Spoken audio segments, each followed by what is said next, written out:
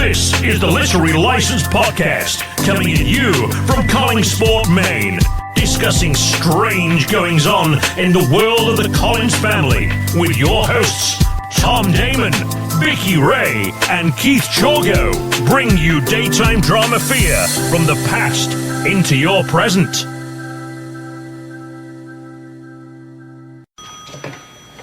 Hello? Carolyn? Why, Burke Devlin, what a surprise. I never expected you to call. Who did you want to talk to? My mother? I want to talk to you and you know it. It's about your ring. You mean you found it? Oh, how marvelous. I've been searching frantically, everywhere. Believe me, that's a very precious ring to me, and I was so upset when I found it was missing. All right, Carolyn, all right. You've made your point. How do you suggest I go about getting it back to you? Well, I thought you might have some ideas on that subject.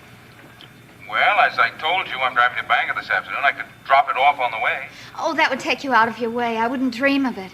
I don't mind. Oh, but I do. What time are you leaving for Bangor? About 1 o'clock. I'll meet you in the restaurant at 12:30. You can give me the ring then. Okay? Flow Rider. I do. Alexander, girl, I know what you like.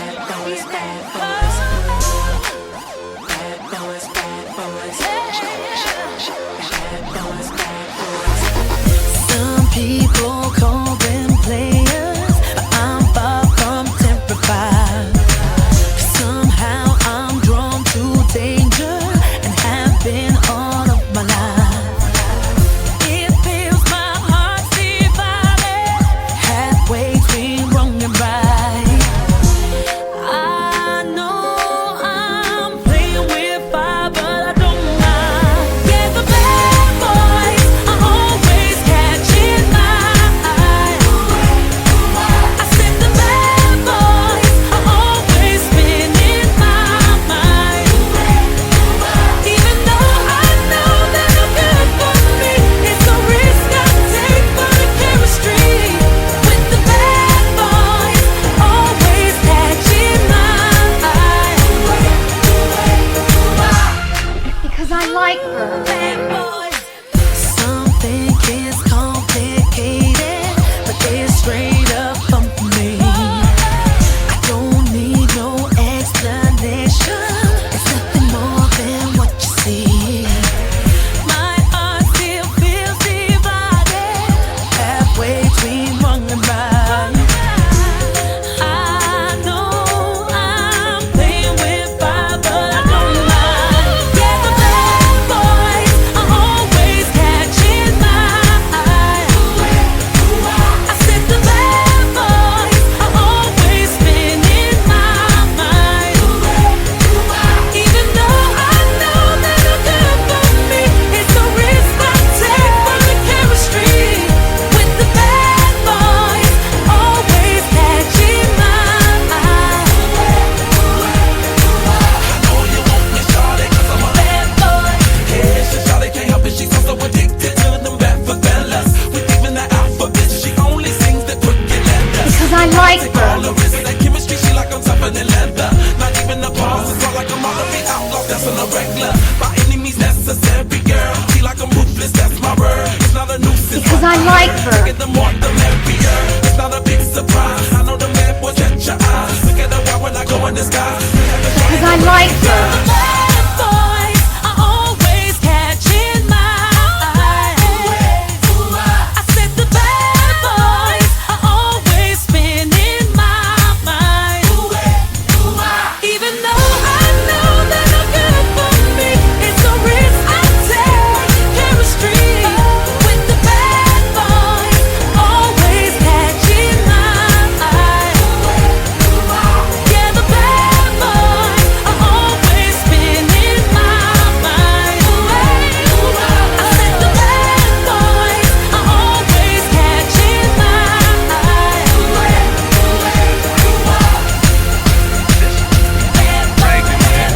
Against your will? You'll note, of course, that I am the prisoner. Oh, well then, Your Honor, I must state that the prisoner did none of those things. I alone am to blame. I confess and throw myself on the mercy of the court. The court recognizes the sterling qualities of the witness, and as a reward presents her with this sterling silver pen. Oh, I hope the case is dismissed. Here's your pen back. That's not mine. I gave it to you. Oh, that was just in fun. I never Here. do anything in fun. The pen is yours. No, I couldn't. It must have cost a lot. Do you think I would give you anything that didn't cost a lot? Hello, welcome to Literary License Podcast. Today we're doing Dark Shadows, episodes 26 to 48. And before we get started, let's find out who's with us. And today we have Tom Diamond, our regular co-host. Say hello, Tom. Hello, everybody. Hope everybody is well and thriving, and good to be here again. And we also have our regular co-host for the Dark Shadows, Vicki Ray. Hello, Vicki. Hey, guys. Hi, everybody. And of course, myself, Keith Shago. And before we get started, let's find out what we've been up to. So, Vicki, what have you been up to in the past week? The usual, being a grandma and taking Asher to his things. And I didn't know it was on Netflix, but The 100 has a 6th season, which I was so glad to see. But they're not going to have a 7th season. I'm halfway through it, so I was kind of bummed about that. And I watched Jupiter Rising last night. I didn't think I was going to like it, but it was kind of good, actually. It was different. And other than that, going to a concert tonight and just enjoying what's left of the summer before all the crazy stuff begins. What about you? What about yourself, Tom? What have you been up to? For last time we saw you, I guess it's been almost a month now. Yep. Yes, it has. Time flies. Well, first of all, I've been invited to a wedding next October, which I have to attend. And the reason for that is because it's my own wedding. So that Shit happens. Yeah, I guess so. So that will be nice. Tentatively October 17th, but of course, you know, that's a tentative date right now. That's Congrats. Thank you very much. So I have been I've been watching Penny Dreadful on Netflix, and I cannot say I'm very, very impressed with it, really. And I'm only sorry that it went off the air after 20 episodes. But Even a lot of other people, they were really bummed out about that. It's terrible that they didn't keep on going. It's really a combination of Dark Shadows, and because they used all the horror literary characters in Penny Dreadful, the way they stole, and of course Dark Shadows stole from that and gave them different names. But Penny Dreadful does the original names, and so you have the Mina Murray, and you have the Dracula stuff, and you've got Frankenstein. And it's a combination of that and the League of Extraordinary Gentlemen. I was just going to say that. It sounds like the League of Extraordinary Gentlemen, which I love that movie. I'm a total fan of that movie. It was a great movie, and for people who haven't seen it yet, with Sean Connery, back in '91, I think it came out. It's been a while. It's getting old. Yeah, in the '90s. So it's a combination of those two shows. Very, very, very, very impressive. And they are going to have a sequel, so to speak, starting in March of 2020. It's been announced. Penny Dreadful City of Angels is the title, and it's set in 1938 Los Angeles, and Nathan Lane has a starring role on Showtime. So that's something I'm really looking forward to, tinkering with my voiceover business, and having a lot of fun, actually, over the fact that, I'll mention this now, that we've got a new Dark Shadows series, apparently in serious talks between the producer and Warner Brothers, and they're talking right now. So we don't know much more about it other than that. The producer had leaked this to Forbes magazine in a recent article with them, where he was describing his other work, and there's only like one line about it. But a lot of the fans are excited about it, and there are some fans that are saying, "Oh no, let's just keep the original. Why do we want anything new?" Well, it's not going to hurt anything if they try. That's right.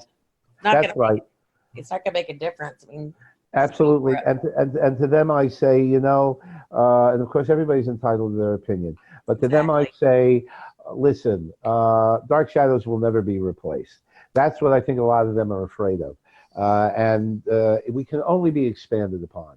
And as long as it's handled the right way, in terms of the original formula of Shadows, and let them add stuff, since, but let's keep it serious. Let's not make a satire out of it. And I'm not referring to the film that will not be named, that did, but as long as it's done that way, I think it'll work. Well, I mean, in my view on the new Dark Shadows, I mean, the thing is, did the various multiple universes of Star Trek take away from the original Star Trek? No. So no, it did not. Good point. That's a good point. Yep. And if you look at Riverdale, has that taken anything away from the Archies, or Sabrina taken anything away from Sabrina the Teenage Witch when we were growing up? No. It's expand the universe. You can always expand the universe, so you always get something new. There's enough room for everybody. Yep. And myself, what have I been up to? Well, I've been watching a lot of YouTube, watching Mobility Mary. Mobility Mary is this woman who's extremely overweight. Oh my God. You said through Santa Monica, where she puts this camera in front of her scooter and basically bitches.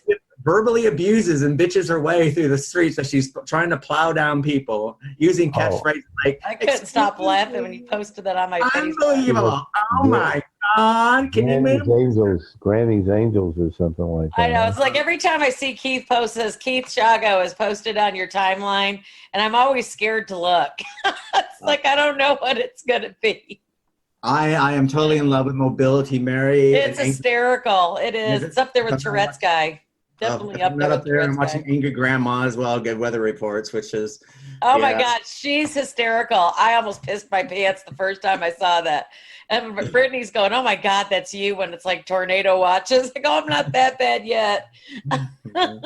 But besides that, I'm just watching Pose finish, which was a fantastic series. I think they really handled very difficult subject matter very, very well. And you went too quick on that title. What was that on?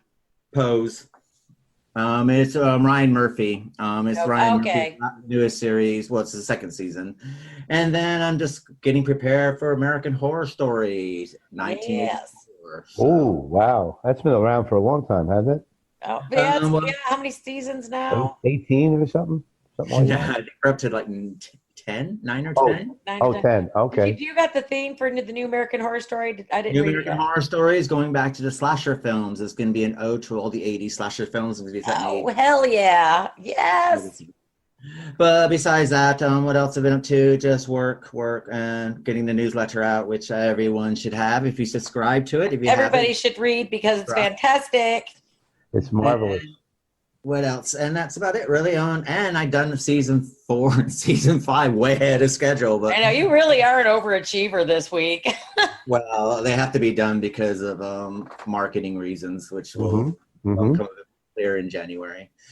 So, but besides that, just living life. It's bank holiday weekend today, so hurrah for us in the UK.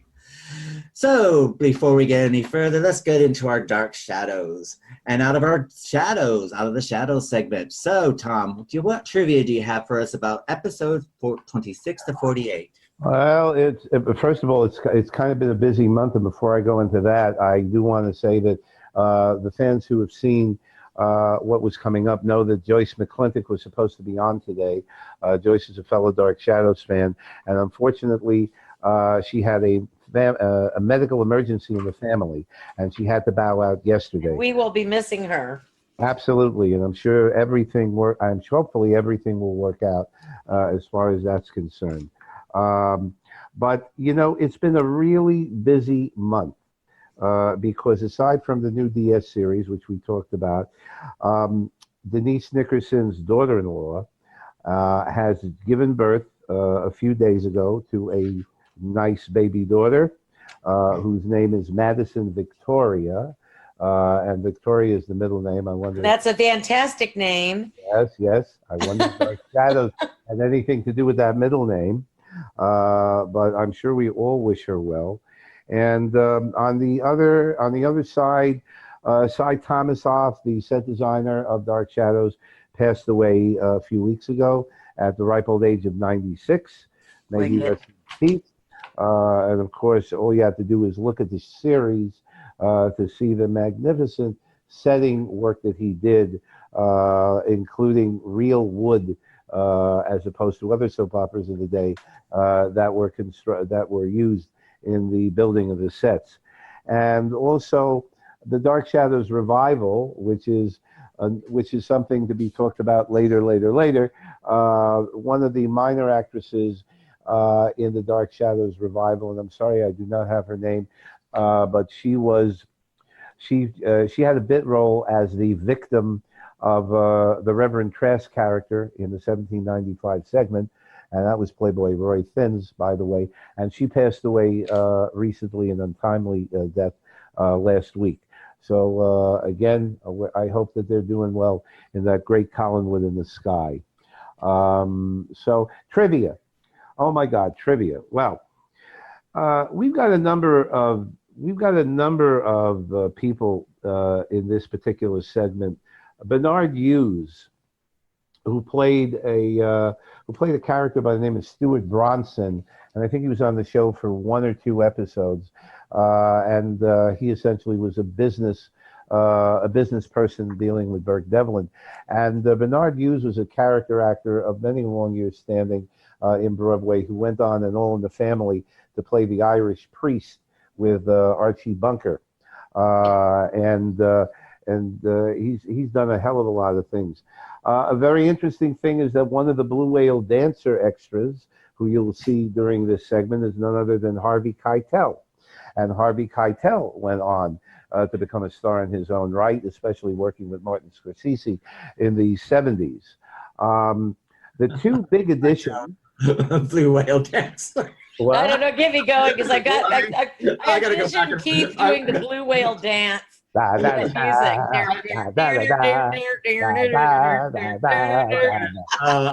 to go back. I'm gonna have to go back and see Harvey Keitel. Sorry, Harvey Keitel, no dancer. Talk is actually that Leela Swift was trying to get Harvey Keitel on the show because she thought he was very handsome, and Curtis did not agree. But that's definitely a little piece of trivia. But there was also a gal who there's a show after that was shown after Dark Shadows in that time period called Where the Action Is. I don't know if you'll that was Dick Clark came on, and all the rock groups of the 60s were mentioned, and one of the dancers on Where the Action Is was asked to come on to Dark Shadows and was also one of the Blue Whale extras. I want to be a Blue Whale extra on the next season, whatever.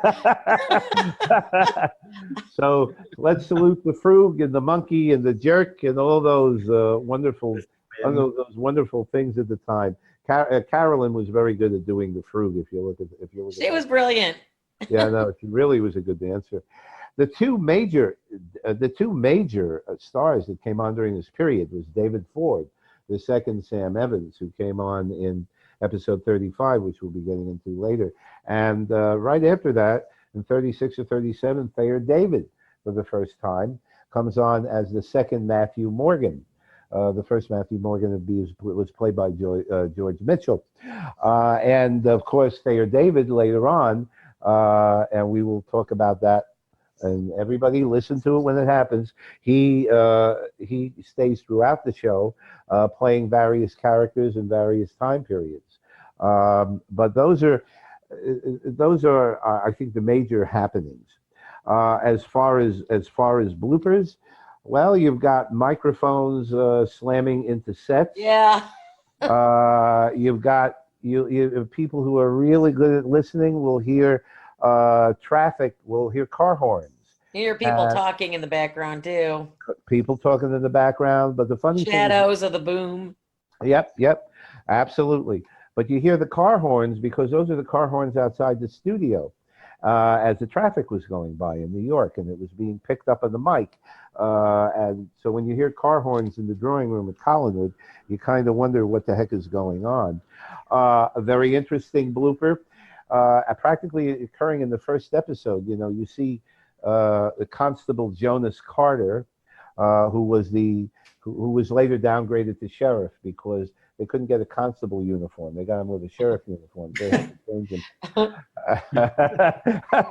So in his office is a picture of none other than Lyndon Baines Johnson, LBJ, the president at that time. Now, what the hell was Lyndon Baines Johnson doing? Well, Dan Curtis was pissed off, too, because Dan Curtis was actually saying, Lyndon Baines Johnson's not on Dark Shadows. He's not a character on Dark Shadows. But ABC was broadcasting the wedding of Lyndon Baines Johnson's daughter the next week. So they wanted that picture on there for marketing purposes. Oh my God, I didn't know that. Yeah. So those I guess it makes sense. I mean, he was the president at the time, so I guess wasn't he president at the time? Yes, he was. Yeah. I mean, I guess in the sheriff's office, I guess like court scenes, you always have the president's picture. Correct. So it made sense from that standpoint. But how was that marketing procedure, though? Wow. No, who's gonna even notice? I mean, do you notice? I noticed like nothing. Well, I noticed the backgrounds, but that one didn't jump out at me. Then again, I wasn't at it all back in the 60s. Well, I think you have to look. I think you have to look kind of closely. But yeah, I have to go find that episode now. Yeah, I just say every time I think of LBJ, I just think of hair. LBJ to the on the 4th Street, USA. When he got there, what did he see? The youth of America and LSD. Yeah. Every time I hear Lyndon B. Johnson, that's all I think of is LBJ. I can just see my fellow Americans, Yeah.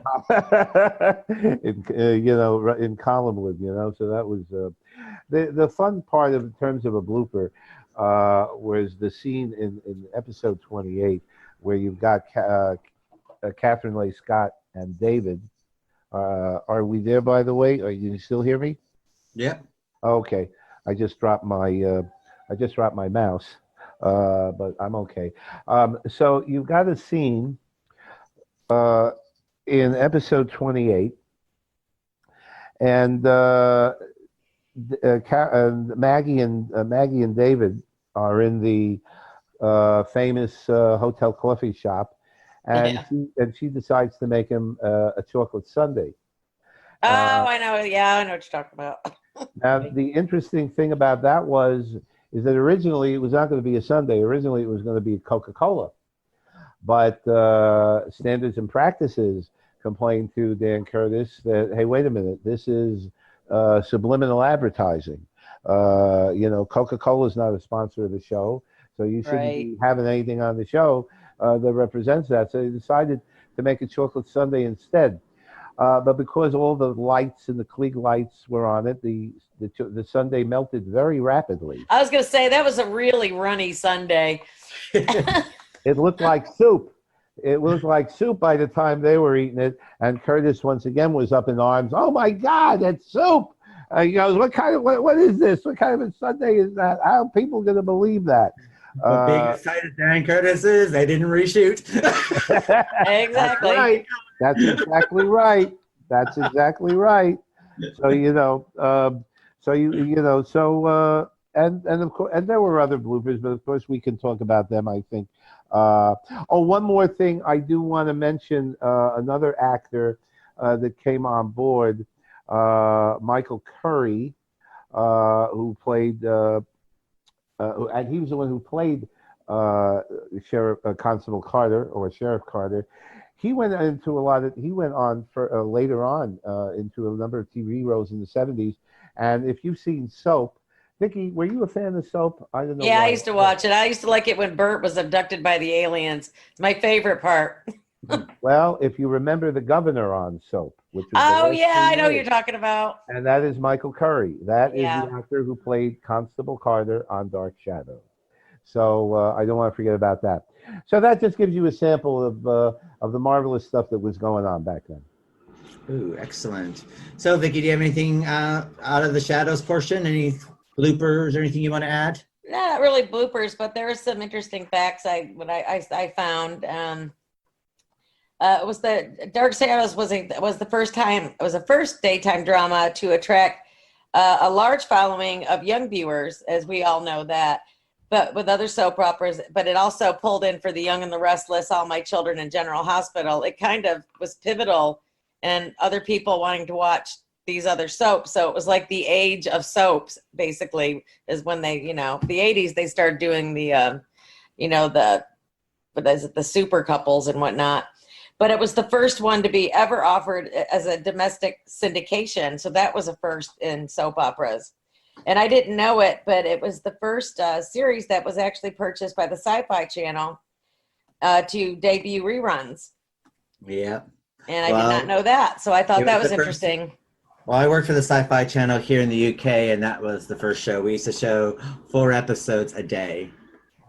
And that was I didn't know that. Doing Monday through Friday. And what's the nice thing is that we the Sci-Fi Channel, which they have included in the DVD set, that if you buy the DVD set, interviews with all the characters for all the actors. So they have like little sound bites that they would put in between the shows because the show didn't run for the full half hour, so they would do these little interviews, those 2-3 minute interviews with all the cast.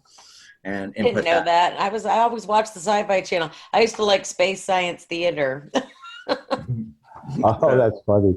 Well, Vicki, you bring up an excellent point when you talk about it catering to the younger market.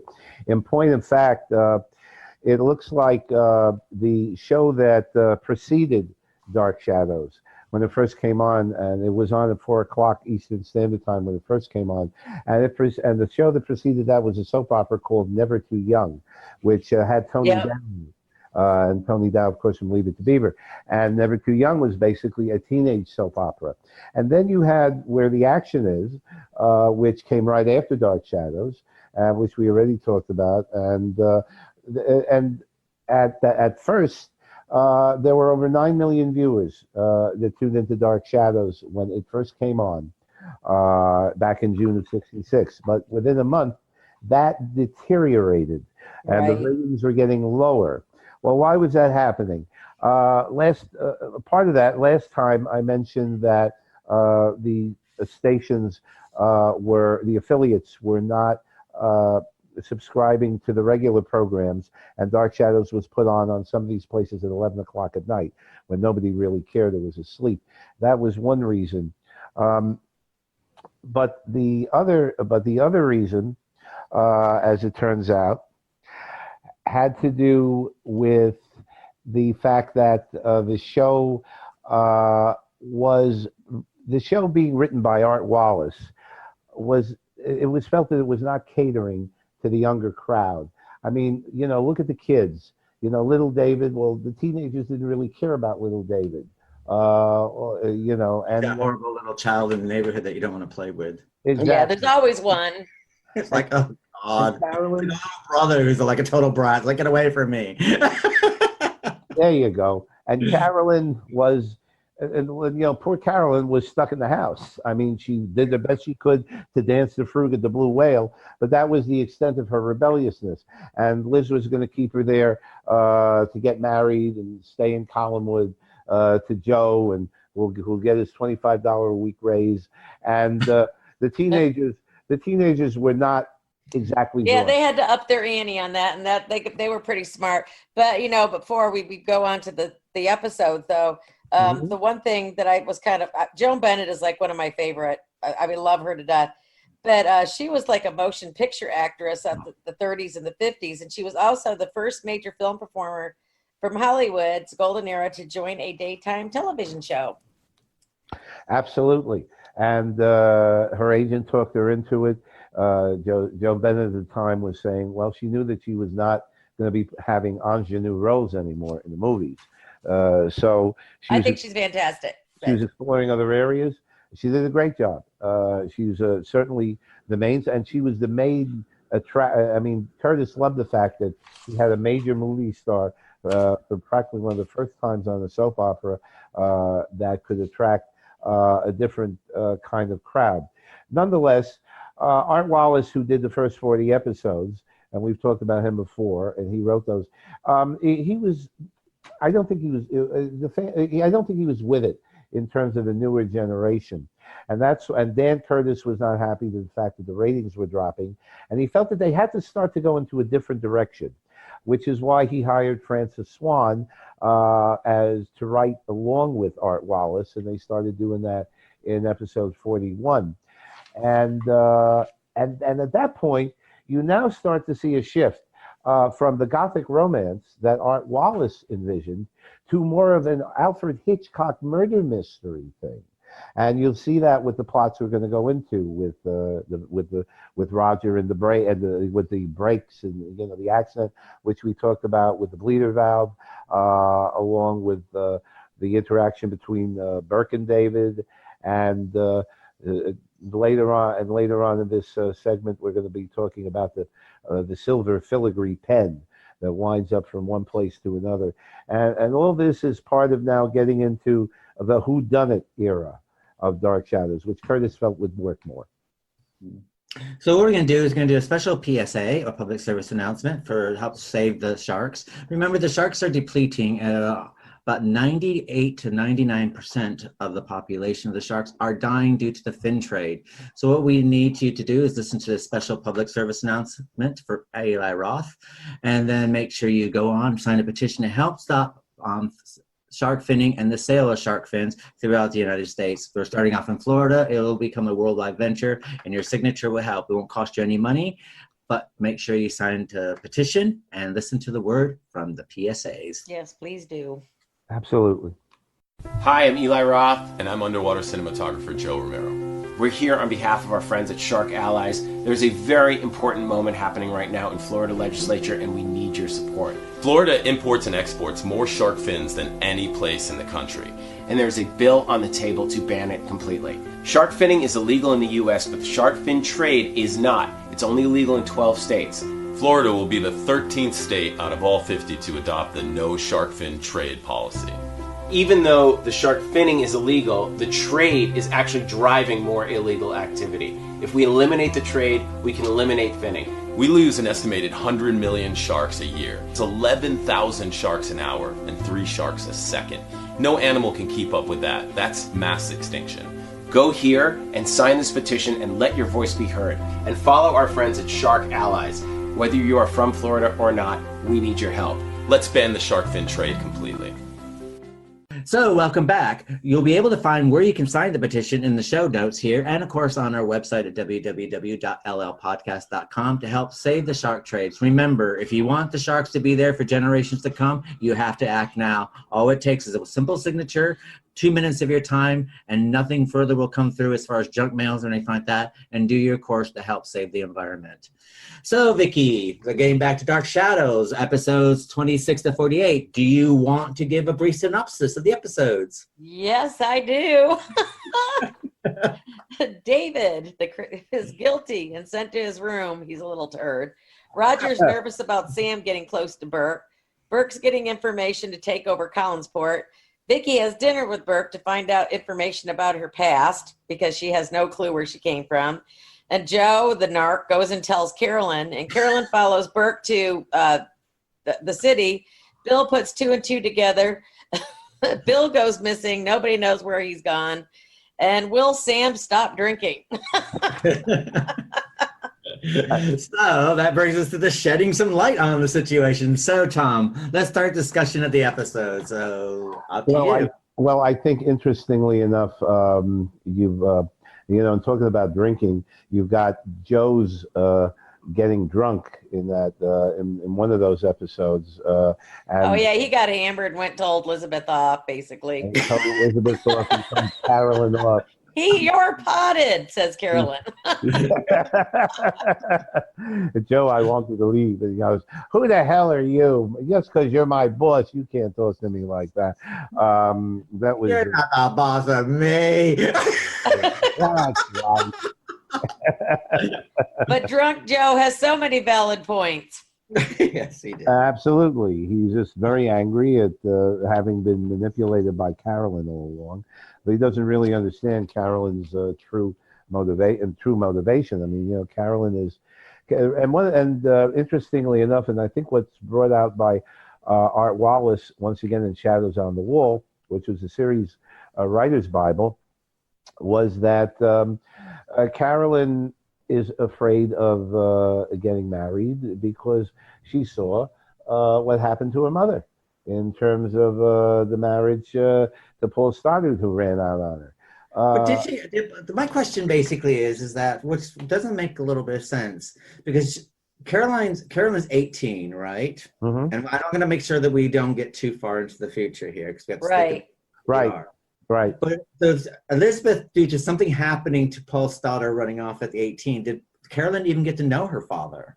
It doesn't seem so. They don't No. talk about him, as all of us who have seen the several episodes after we knew what happened. They don't ever really bring him up much. You are getting into later on, so I don't want to but spoil too much. But she really has no memory of him. That's what I was thinking, because there's no way she would. Because it's almost like she came out probably very little. Bye bye, daddy. Yeah. She's probably very young when he took off.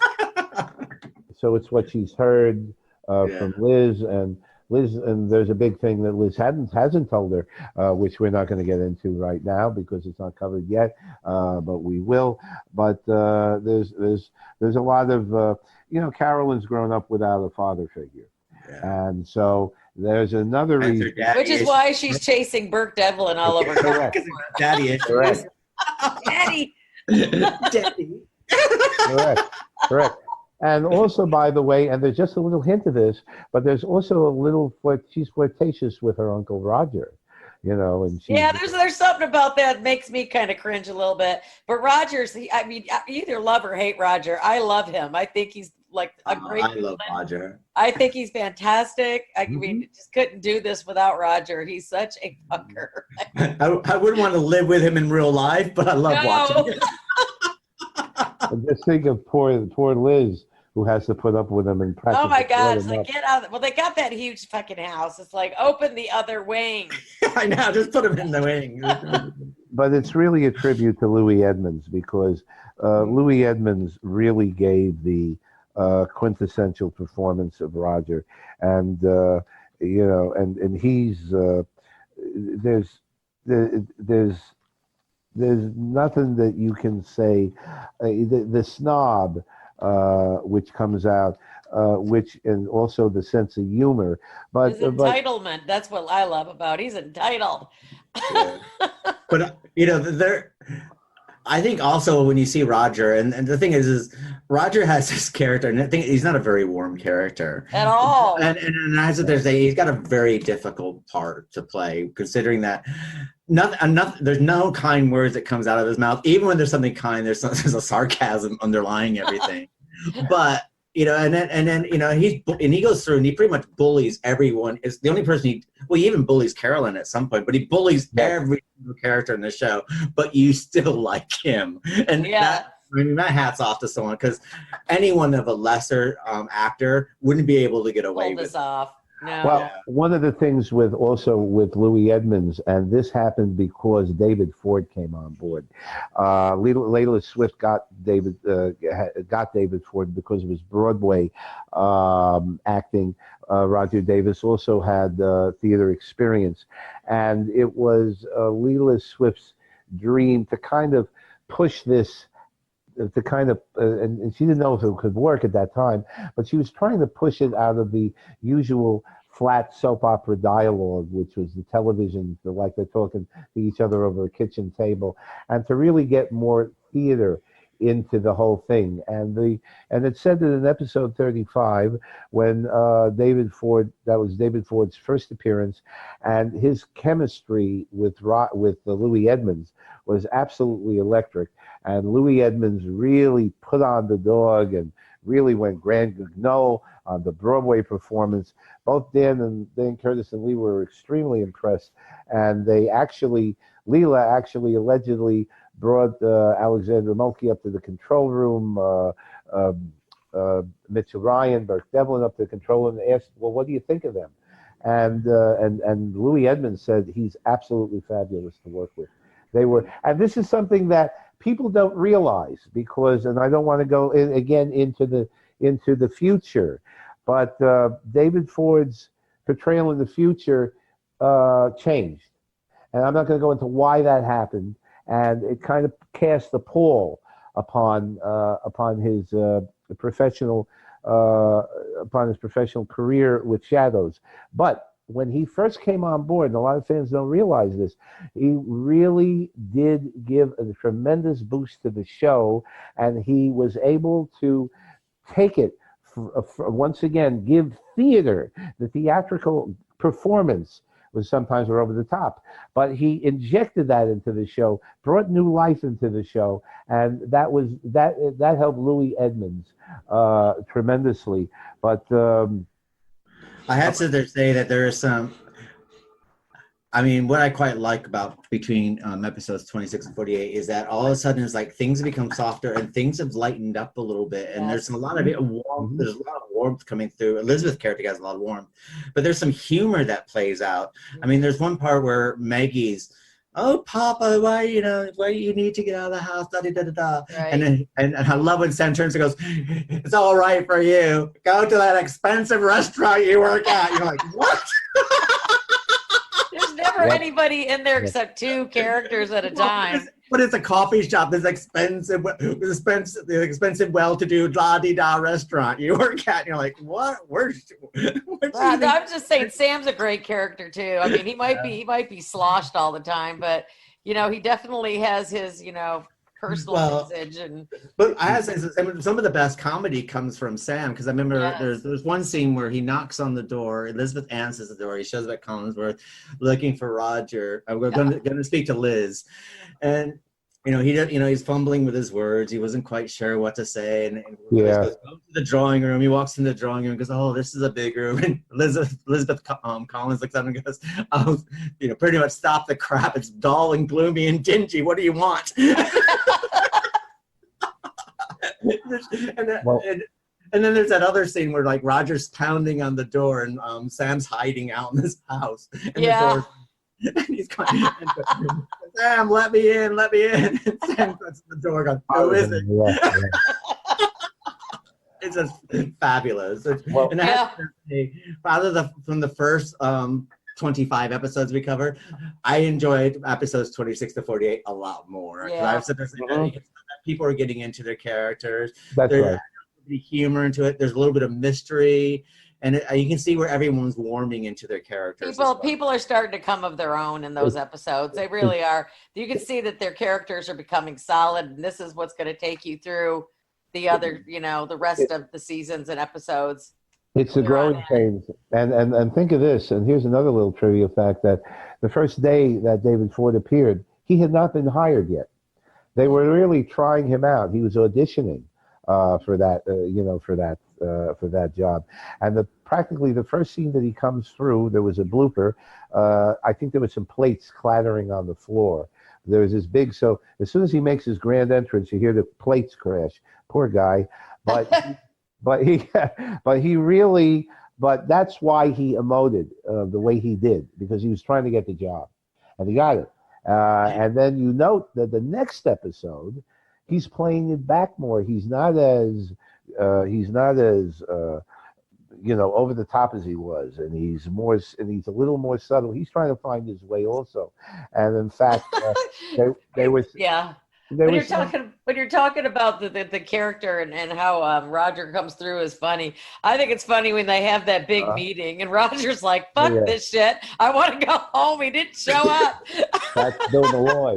Where's Bill Malloy? Why didn't Bill Malloy show up? And that was, the poor guy had it was unavoidable. He was murdered. Or he was missing. He was missing. He's missing in these episodes. We don't know what happened. He was missing. Maybe he wasn't. Bill Malloy is the best thing out of these. He's strong. He comes across strong. So good. I mean, every time he came on, I couldn't. It's like he withheld that camera. I mean, he nailed it. He nailed it every single time. I love Bill Malloy. He was my favorite character between episodes 26 and 48. He was certainly one of the only ones that had a New England accent on the show. So that, I mean, everybody else. I mean, I still cannot believe. I lived in New England for 4 or 5 years, and I don't hear hardly any New England accent like Pak the Khan yet. And I mean, and people, especially from Providence, in Maine, that they're from Maine. I remember my roommates, we'd go up to Maine and visit their families, and they always say, "Pull over." It's like, "Pull over." Pull over.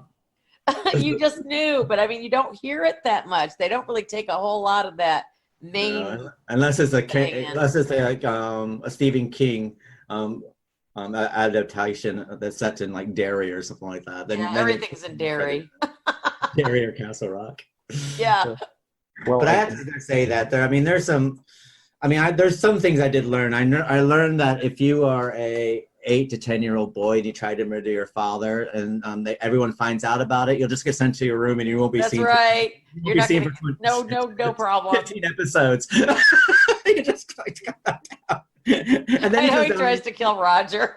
He tries to kill Roger. They send him to his room and they find out. What did he take a valve or something out of the car? Was it a valve? A bleeder valve. The bleeder valve. The bleeder valve, yeah. So they send him to his room.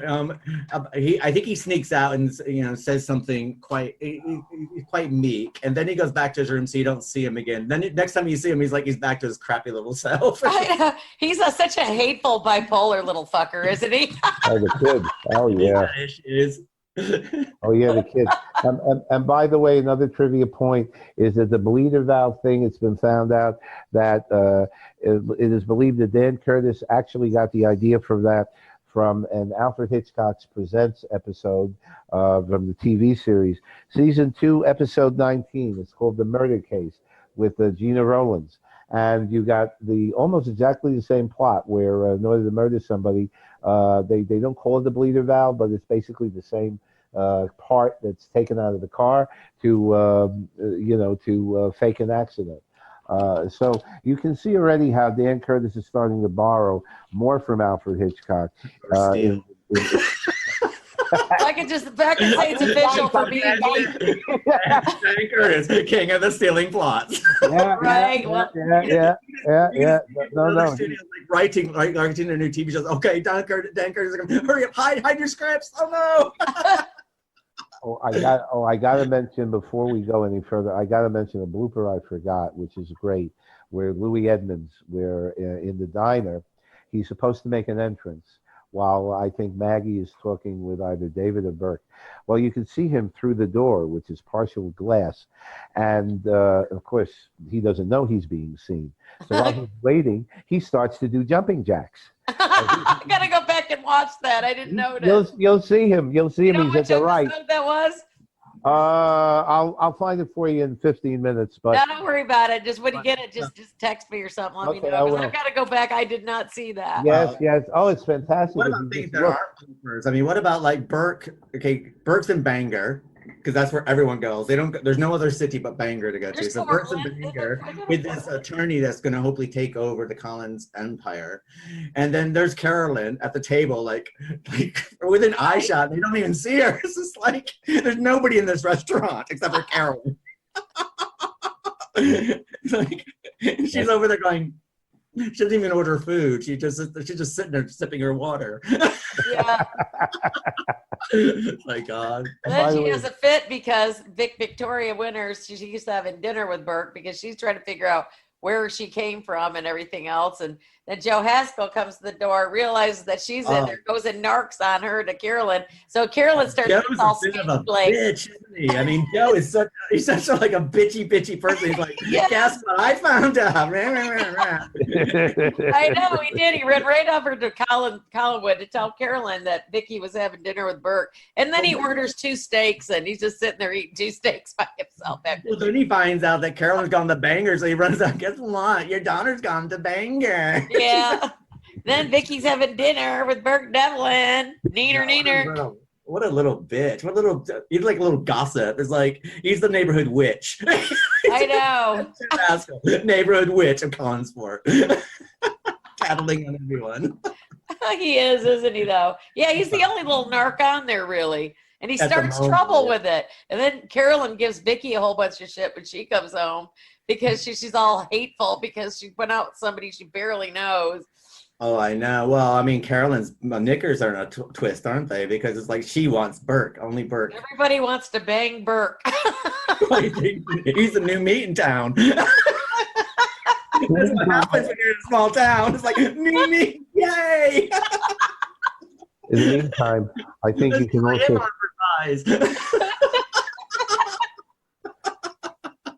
I think you can also start to see, though, a developing thing between Burke and Vicki, because Burke is becoming attracted to Vicki because he realizes that, unlike, and I mean, Vicki and Carolyn are similar ages, but Vicki brings the Alexandra Mulkey in the beginning. Vicki brings more of a maturity to the role. No, I don't know about that because she whines for the last 40 episodes. She's just like, doesn't she?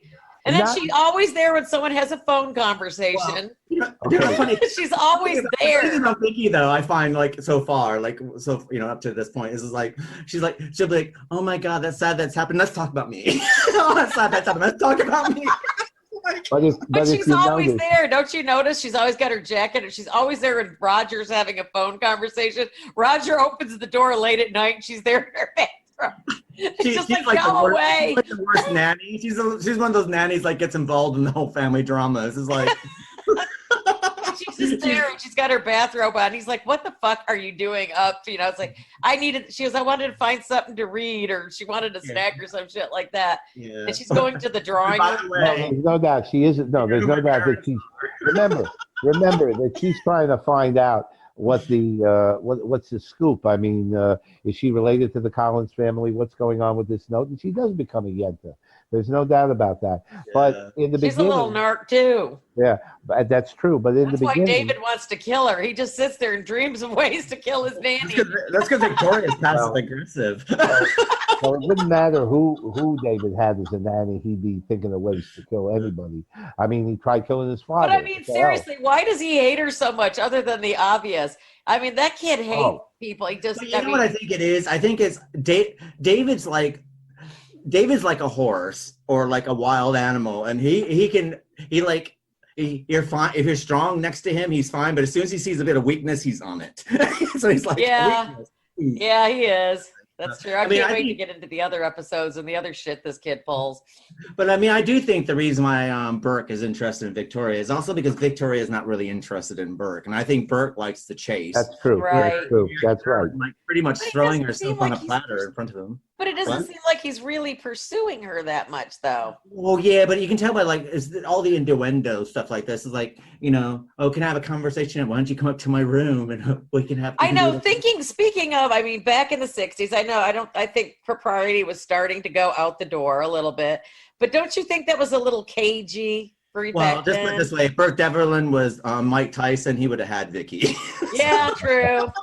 But he did order her steak. He was going to feed her first. That is so important. Yeah, but look at the circumstances. Okay, he meets her down in the cafe, right? Right. He could have ordered a steak in the cafe, couldn't he have? But it's like, come up to my room, said the spider, the fly, etc., etc. But all of his paperwork is in his room, in his suite. Oh yeah, his suite in the Collinsport. What's that place called? The Collinsport Inn, or Yeah. But here's the thing. But here's the thing. Only place in town. Like her parentage is going to be in Burke's paperwork. Yeah, right. It was, hey, guys got to try, right? Yeah. Absolutely. But here's the thing about Vicki, and this is something now, the way the character later turned in, which is, I don't understand, I don't know what's wrong, what's going on, and later on she was a simp. But in defense of the character, the way it was originally supposed to come off is that she was supposed to be a stronger character and a smarter character, and and in fact, she talked back to Roger, and she talked back to the characters. Oh, she doesn't take much shit. She stands her ground. That's right, yeah. and that was part of the way she was originally supposed to be envisioned. But later on, it got kind of lost in the shuffle. And we're not going to talk. And again, that's for later on. But it should be noted that her character in the beginning was different, and she and she knew what was going on. And but of course, where she went over the line is that, listen, she was only an employee. She was only a governess. But she immediately, because of this. Because of this feeling that she had that she was somehow related to this family, decided to put her nose in where it really didn't belong. But we, as the viewer, were very interested in where it didn't belong. So that's why it kind of took effect. But you'll also notice. Did she have a teaching certificate? She's like basically homeschooling David? Can she? Yes, she is. Yes, she is. And that's a good point. I don't think she ever had. But she was educated somewhat in the foundling home. Somebody coined the term foundling home. Is it just an orphanage? Orphanage, yeah. No, it's a foundling home. It was a foundling home, and she apparently did have What some is a foundling home? experience. I'm gonna have to look that up. That's where gonna they drive bring me up- nuts now. Where they bring up orphans, an orphanage. So it is an orphanage. Okay, Yeah, yeah. it's an So orphanage. Is It's it? an orphanage. Yeah, it's an it's a orphanage. nice word for orphanage. That's right. That's right. I think maybe foundling home was. But somebody did she already bring up the fact in this one that somebody was sending money and left a note? Yeah. That's been going on since the beginning. They're Right. sending you $50, $50 a month. $50, not $50 a month. And Okay, a foundling is an infant that has been abandoned by its parents and is Right. discovered and cared for by others. So there we go. We have learned a new term today, campers. but we're talking about a foundling home. So Yeah. a foundling home. But I mean, so it's cares for basically an infants. orphanage for abandoned That's children. correct. That's But how correct. long do you stay in a foundling home? Don't they kick you out when you're like 18? Well, she Well- left. Maybe that's why she got that letter. It She's was supposed to be 20, so she stayed 2 years past her prime. Is that because she's simple? They probably Yeah. loved her. They probably loved her so much. And I don't remember, but she may have had a little teaching experience at the foundling home.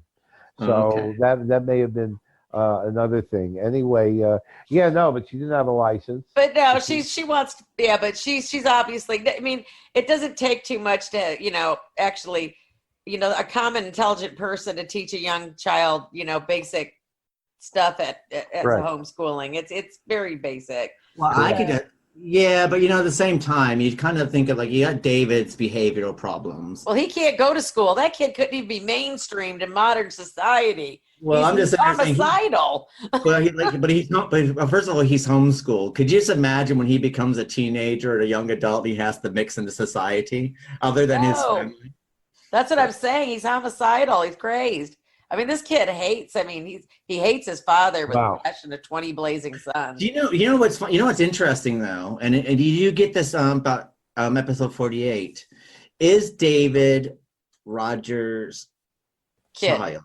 Exactly. It would explain Rogers, Because basic. there's a love triangle that they do mention slightly about the car accident, and it was David's mother, and Burke and Roger in a car together, and then something happens, and then they do a hit. But and run. Burke does really actually take a liking to the boy. Too. Well, it would make, but the thing is, if I don't, I don't sure if this ever pans out. I mean, we're only going up to episode 48, and we'll see how this pans out. But it would be interesting that if it is not his, because Tom did mention in the last episode, behind the scene notes about when the writers were writing to span these characters out over the episode. See that. Roger marries Laura, and she's so many months pregnant, isn't she? So 7 months. And the thing is maybe that's why Roger doesn't like David, because maybe he knows it's not his. They don't. They haven't said anything about this, but it's something to gnaw over. Well, actually, there is a bit of dialogue in one of the episodes where actually Roger expresses the fact to Elizabeth that he has doubt. He believes that David might have been the son of Burke, and I'll find that somewhere before the end of this. But basically, he says that's why I hate David, because I never knew whether I was his father. Well, that's still getting ahead a little bit for us. No, but it's still in one of the episodes here. We don't want to ruin it for all the people. No, that's still in this block of episodes. That's still in this block. Yeah, it does. It all comes out when it gets mentioned at the same time that David gets found out, when it all comes to light exactly what David did. Right. And then we get Elizabeth playing a bit stupid about, oh my God, David couldn't do this, even though everything. She's got some blind, serious love for people or whatever. She really wants him to be, though, the child, because there are no other heirs really other than Roger male. So she wants a boy anyway to carry on the Collins name. And the way Carolyn's going, I mean, we're who not knows quite what sure. the hell's going to happen to Carolyn.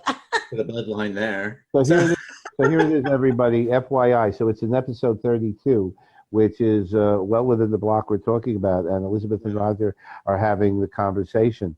And Elizabeth is saying, but he's still your son. And Roger says, is he? Are you sure? I'm not. And she says, Roger. And then he says, I married Laura right after Burke's trial, didn't I? She's his girl. She was his girl, wasn't she? And David. True, he did say that. Well, he did say that. He said David is Laura. David is Laura's son almost 8 months after our marriage. And that's where the music comes. Dun, dun, dun. Almost. and where Liz says, that's ridiculous, Roger. And you know it. And Roger says, maybe not. And maybe. But I know that all those years I spent looking at that boy, I kept seeing Burke. And I hated him, Liz. I won't deny it. I hated him. Da, da, da. There you go. Da, da, da. And explain, and like Prince Harry, explain the red hair. Really, don't even get me started on that bullshit right now. That's another podcast completely. But so I mean, I mean, that's what I have to admire about Dark Shadows is like, the thing is now that we're covering it, there's a lot of these episodes because I was quite far ahead, and now that I'm watching it, I'm actually paying a lot more attention. And same here. And that's what's quite good about doing this podcast as well, that you get things that you're so familiar with, but then you start watching it and you know that you have to cover it, but then you start picking up a lot more than I think than the average so viewer. Much to pick up that there's just so many little Easter eggs and so much stuff that builds upon itself. Absolutely. Yeah. And that's why it's like the whole thing about David is like, oh my God. And then it comes out like a couple episodes later about the car accident. Right. And that Burke and Laura and Roger because they mention Laura's name. They blame everything on her. Everything is Roger's wife has a name now named Laura. So and they're in the car together, and the car they do a hit and run. So it's basically, I Know What You Did Last Summer starts playing. Yeah, they were all drunk in the car. But then Roger's car goes askew like that, and so they're going to blame Burke for that too. Everything that happens with a car, Burke Devlin is behind it. Well, I think the whole thing has to be that we don't know much about Laura, but we know that Laura because not much is said about her. We know that she's in a mental institution. So we're under the assumption that something happened during this crash that basically Laura's having some kind of not behavioral but emotional difficulty. So she's in a hospital. We know that. We also know that whatever happened in the car that night, Burke went to jail for. So I guess they must have put Laura and Roger got together to frame Burke, saying, I guess Burke testified against Burke in court. Roger did. So somehow Sam, I don't know if Sam was on the side of the road or not, because we're not clear about. They're not clear about Sam. We'll know that later because all this is talking about. But we do know that they put Burke behind the wheel of the car. Right. That's what we know. So, and I guess Laura, when choosing between Burke, who was poor at that time, and Roger, I guess she decided to go where the money was. Right. Because you got to remember, you can go either the poor town boy, right, who basically might be great in bed, might be a great looker, might have the most gorgeous body, or you can go with the rich guy who might be able to take care of you for the rest of your life. And have affairs. Yeah, and so it looks like Laura went that way because, she did have a relationship with Burke before she got with Roger. Right. And now, then she picked Roger when the car accident happened. So there we are. And the major thing also is, and Vicki raised the question of why David hated Vicki. And it's very odd because David really wanted his mother. And even as early as episode 2, or one of these episodes where David is looking in the window. No, excuse me. It was the episode right after the car crash. And David's looking into the window of his room and he's saying, Mother. Right. Not psycho mother, but mother. Right. That did remind me a little bit. And you're going to see later on. A lot of what you've been talking about happens later. So just to get that's the whole point. That's everything. That's a spoiler. Builds. It's a spoiler. But everything builds. Everything builds. But they did raise a lot of the questions in these first 48, which is interesting. So it'll be interesting to handle this out. It's true. And did you really see now that it's turning into a whodunit? Basically. Yeah, and that's what it is. There are a number of whodunit plots going on. There's a little ghostly laugh, by the way, in one of the episodes in the 40s or something, and that incidentally, the actress who laughed was Clarice Blackburn, who will come later on into the show. as a character. But at that point, she was only a gleam in Dan Curtis's eye. So she became she became an extra. There were actually two women who provided laughs up to this point, ghostly laughs, and the other one was Florence Stanley, who was an actress at the time, and she went on. If you've ever seen Up the Down Staircase, Yes, she is in Up the Down Staircase as one of the teachers with Sandy Dennis. So that is her major claim to fame. After that, I'm not sure whether she did a lot. I think she did. Did she do a sitcom or something like that? Oh, she might have. Yes, excuse me. I'm blanking out on the name. Yeah, in the 70s. Yeah, I know the name. I can even see her face. Stanley. Yep. But that was Florence Stanley, and Florence Stanley would be called upon to do Weeping Josette in future episodes. Okay, yeah. Which you never see. But anyway, My Two Dads in Night Court. Right. There you Okay, there you go. There you go. So Florence Stanley went on to do some stuff. I remember her very well. Yep. Oh, And I think she was she in Fish as well with Abe Vigoda? Fish.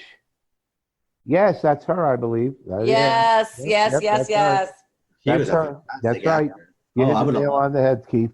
So there's another one that did, but all she did in Dark Shadows was weep and wail. You never saw her on screen. But she did it so well. It's sad that they couldn't bring her. They couldn't find a place for her. She was lovely. She would have been a great. She would have been a great housekeeper. Mm. Yep. But I have to say that I think I sit there and say there's so much emotional depth here in these next episodes, these 26 to 48. You got Elizabeth showing such emotional depth finally. And I thought that there's some really good moments there where she talks to Carolyn and talks about Carolyn's future, and it's like she's just really made it come to life, and I like that. And I like the way that we don't get too much Maggie, unfortunately, between the 26 and 48, Kathleen Scott's character. But you do get a little bit of foreshadowing about what her relationship with her father and how she's really caring. I mean, but her father's quite mean to her. Right. He's like, she's like trying to take care of him. She's taking care of him. I mean, it's like he's like the child and she's like the adult. Well, he's also the drunk. He's the alcoholic, and he's taking it out on her. But she also covers for him a lot. So it's like she's always covering for him, and and I think this is what's interesting, that I love the changes that we are seeing in the characters now. I love that Burke is no longer the villain with the curling mustache, Right. He's turning into a full-fledged 3D character. I think Roger's character fits where it is. We got Sam and Maggie's characters growing. We got and then Elizabeth Stoddard's finally coming out of her shell and becoming more the matriarch, the caring matriarch, not the woman with a dark secret. Right. Though that is going on, but there's now emotional center going on here. And also the one that will do anything to protect the Carolyns family, because in the episode where Jonas Carter finally goes over, because he figured out that David was the one. He's the only sheriff that ever solved the case out of all the sheriffs they ever had, and he goes to Collinwood to confront them, and Liz definitely denies it, and because as far as Liz is concerned, family comes first. And Liz in this episode, this is Liz's episode actually, because she's saying this is what a Collins family members should do: protect family. And the sheriff looks at her and says, I think my wife's got something cooking on the stove. I think, and he gives her a wink, wink, nod, nod. And that's the end of that. And so David doesn't have to go to be tried as an adult, which would have been a very interesting thing back in those days. I think people are going to really start getting into it in these episodes, 26 to 48. It's a foundation for a lot of cool stuff. Yeah, and I like there's a lot of foreshadowing going on, which I think is really well done. And I said before, the acting has gotten better. And and then out of the first 25 episodes, I kind of went to like up until like the third week when we mentioned the last one. And two things. Let's not forget that silver filigree pen that comes into existence right in episode 42, where Burke gives it to Carolyn as a present, a very rare thing that he picked up in South. Well, it was very expensive, and he doesn't want to have her. She shouldn't have it, basically, because I mean, let's face it, they know what Burke's up to. And Carolyn, I mean, I don't know. When I was 18, was I that stupid? When somebody's using you. You were. You went to a Catholic school. That just jaded me. It made me more jaded. I have to sit there and say that, I just think that if Carolyn's going to get all excited about a man, I would just think that she would want something more than a pen. I know that might be an expensive pen, but I know. Just like, don't give me no fucking pen. Give me concert tickets or something I can really do something. Well, I mean, like for instance, like a patient bought me a Mont Blanc pen, and I think it's about 75 pounds they spent on it. Well, something like that's more appropriate, though. But I was more excited about something that was a bit more personable. I don't know. I mean, I thought the design on the pen was quite interesting. I would like to, it had like little figures on it and stuff like that. It was very Merlin-ish, sort of like Wizard. But the question is, maybe Burke gave it to her, probably ran out of ink. Probably doesn't write. Well, he wanted to give her something probably to seal the deal with their friendship, but then, she accidentally left her ring, so he'd have to call her back. So. Well, I also have to sit there and say that, like, if I put myself in that position, let's sit there that I get like a pen from somebody at work and I go, Mom, look, I got this expensive pen. And my mom goes, you're not allowed to keep it. I'd be like, what? But yet if I came home with like jewelry or a watch, then I probably would understand more. I'd be like, Mom, it's a pen. Yeah. But of course, the pen that was used as the plot device, and they really didn't care. They had to have something like all, whether it was the brake valve or the pen. And then, of course, Roger gets upset and doesn't want to give the pen back, and then in the later episodes we're going to see exactly what happens with that pen, because that pen turns into a very pivotal. Yeah, hang in there, people. There's all kinds of stuff coming up. So I have to sit there and say that we go to the disappearing of Bill Malloy. And I have to sit there and say that this segment of episode 26 of 48, you can tell that they're handling this, and they're going to handle the next bit of mystery coming up. Right. Better than they dealt with that car crash. That car crash, it was a car wreck, that car crash. Just like, what? It's like, because I mean, not to give anything away, but the thing is, they aired it out, so we got, what's happened to Bill Malloy, and when we got like great suspects going on here, because we got Sam Evans, because there's something, he's upset with Bill Malloy. We got Roger there, and we got Burke. So we got three very interesting characters who have their own interest about what's going to happen to Bill Malloy and if anything has happened to him. And I think that we have now a great big lead up. So now, whatever the mystery is going to be with Bill Malloy, we now got we're more vested interest. It's not like it's like with the car accident, the way they handled that. We all knew it was David. We knew it was David from the very beginning. So right. One thing that I wanted to bring out in terms of Bill Malloy, and this is something was a plot line that never really came to the fore, but that was Bill's interest in Elizabeth, and the fact that Bill really cared for Elizabeth. I texted Keith when I was rewatching the episodes and asked him, I go, do you think Bill Malloy's in love with Elizabeth? Bill, I think it's, I'm not sure what's going on there, but he's very loyal to the. What we're going to do is we're going to cut to a commercial break and cut to our second part of our interview with Kathleen Scott, and we'll be back after a word from our sponsor. Hello? What's your favorite scary movie? I have a bunch of favorite movies. I watch them all on Shudder.com for only $4.99 a month. That's a scary low price.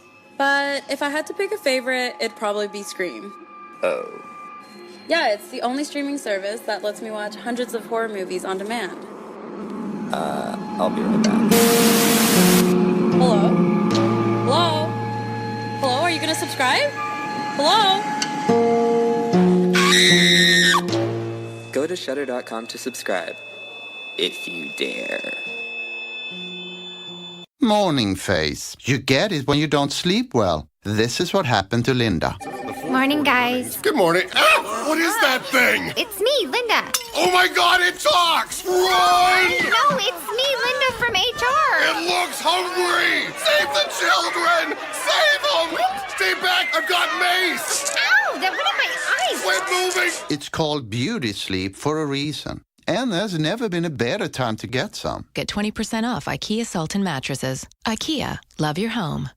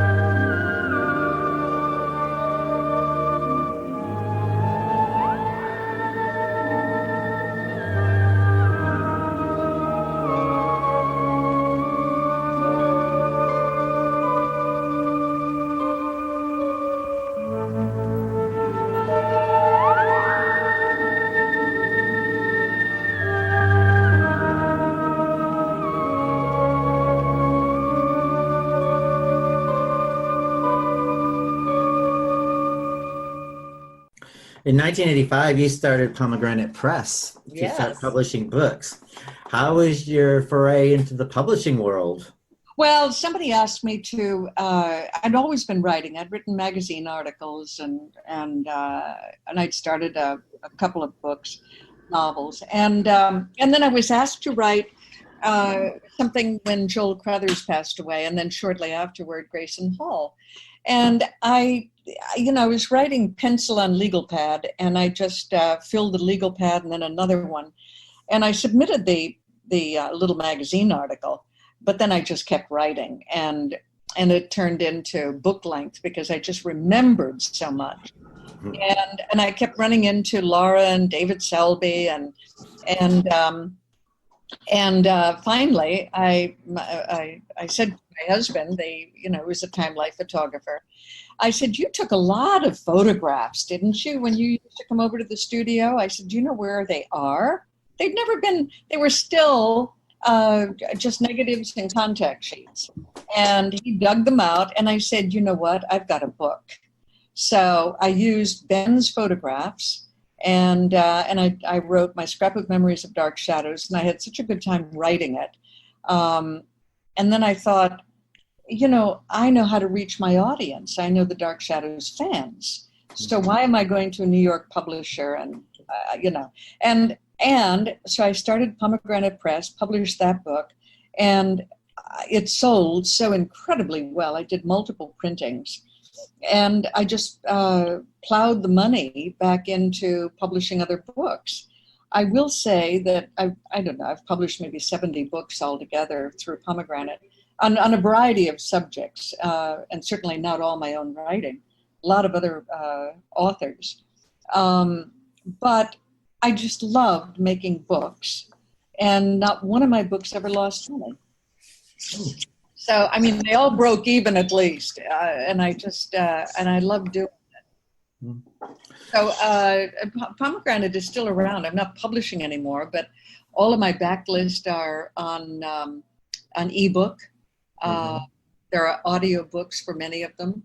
But in these years, in the last 8 years since my second husband passed away, I've been writing fiction. Now, I noticed that for our listeners out there, if you want to read more of Catherine's fiction, it is available part of the Amazon Prime Kindle special. So if you got that, you can actually download her books and read them. Now, Dark Passages. That's the one that was my first novel, and I love that book. It's very meaningful to me because Ben and I divorced, but we were really close friends. And my second husband was the founding editor of Los Angeles Magazine. I seem to have a thing for journalists. And anyway, we were together for 20 some years, and he became very ill. And so I became his caregiver, and I would sit with him, and with my laptop open, and I started writing Dark Passages, and it was published 6 months after he passed away. So that was my first fiction, and then I started writing the Meg Barnes Jinx series, Down and Out in Beverly Hills, and things. Brilliant. I love those. Dance at the Savoy. Yeah, you wrote some books on caregiving as well. I did, because the doctor that treated Jeff suggested that I keep a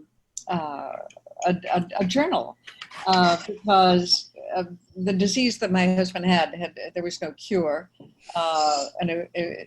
or treatment. It was called progressive supranuclear palsy, PSP, and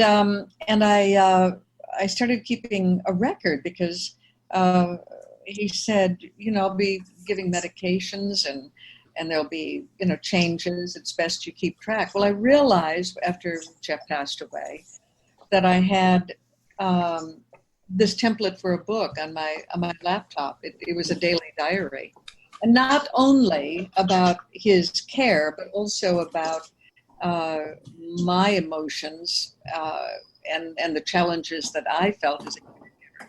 So I wrote the book. I became very involved in Cure PSP, which is a wonderful organization. There's a PSP organization that's very strong in the UK. I visited their offices. They do wonderful work. And there's Cure PSP in the United States. I've been a spokesperson for them on occasion, and I've written now 4 books on caregiving. I never expected to do that, but a publisher approached me, and my agent rather, and asked if I would do it. And I've written 4 books on caregiving. I bet it strikes a chord because that's something that, a lot of people have to deal with, eventually. Everybody. Yeah. I don't know anybody who has not at some point or another in their lives had to be a caregiver. And especially at this time of my life, most of my friends have been through it or are doing it. You're caring for an elderly parent, you're caring for a sister, brother, a spouse, and it's a privilege, as any caregiver I think will tell you, and it is a challenge. Right. Writing on a very personal level about that, I now get a couple of letters a week from people who've read my book, which is very specific to me and to my caregiving experience, and yet it strikes a chord because I think all caregivers essentially deal with the same things. At a certain point, you realize that there is nothing you haven't seen, done, and taken care of. I would imagine people look to that because it's some journey that some of us are definitely going to have to, deal with. Absolutely. Someday, or like you said, they have, and it's great that you wrote that because I'm sure that it was very. It was cathartic.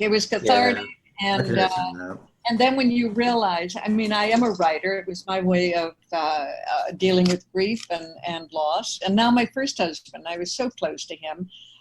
Ben has passed away as well. And I really do feel the loss of both of those people in my life. I was very, very close to both of them.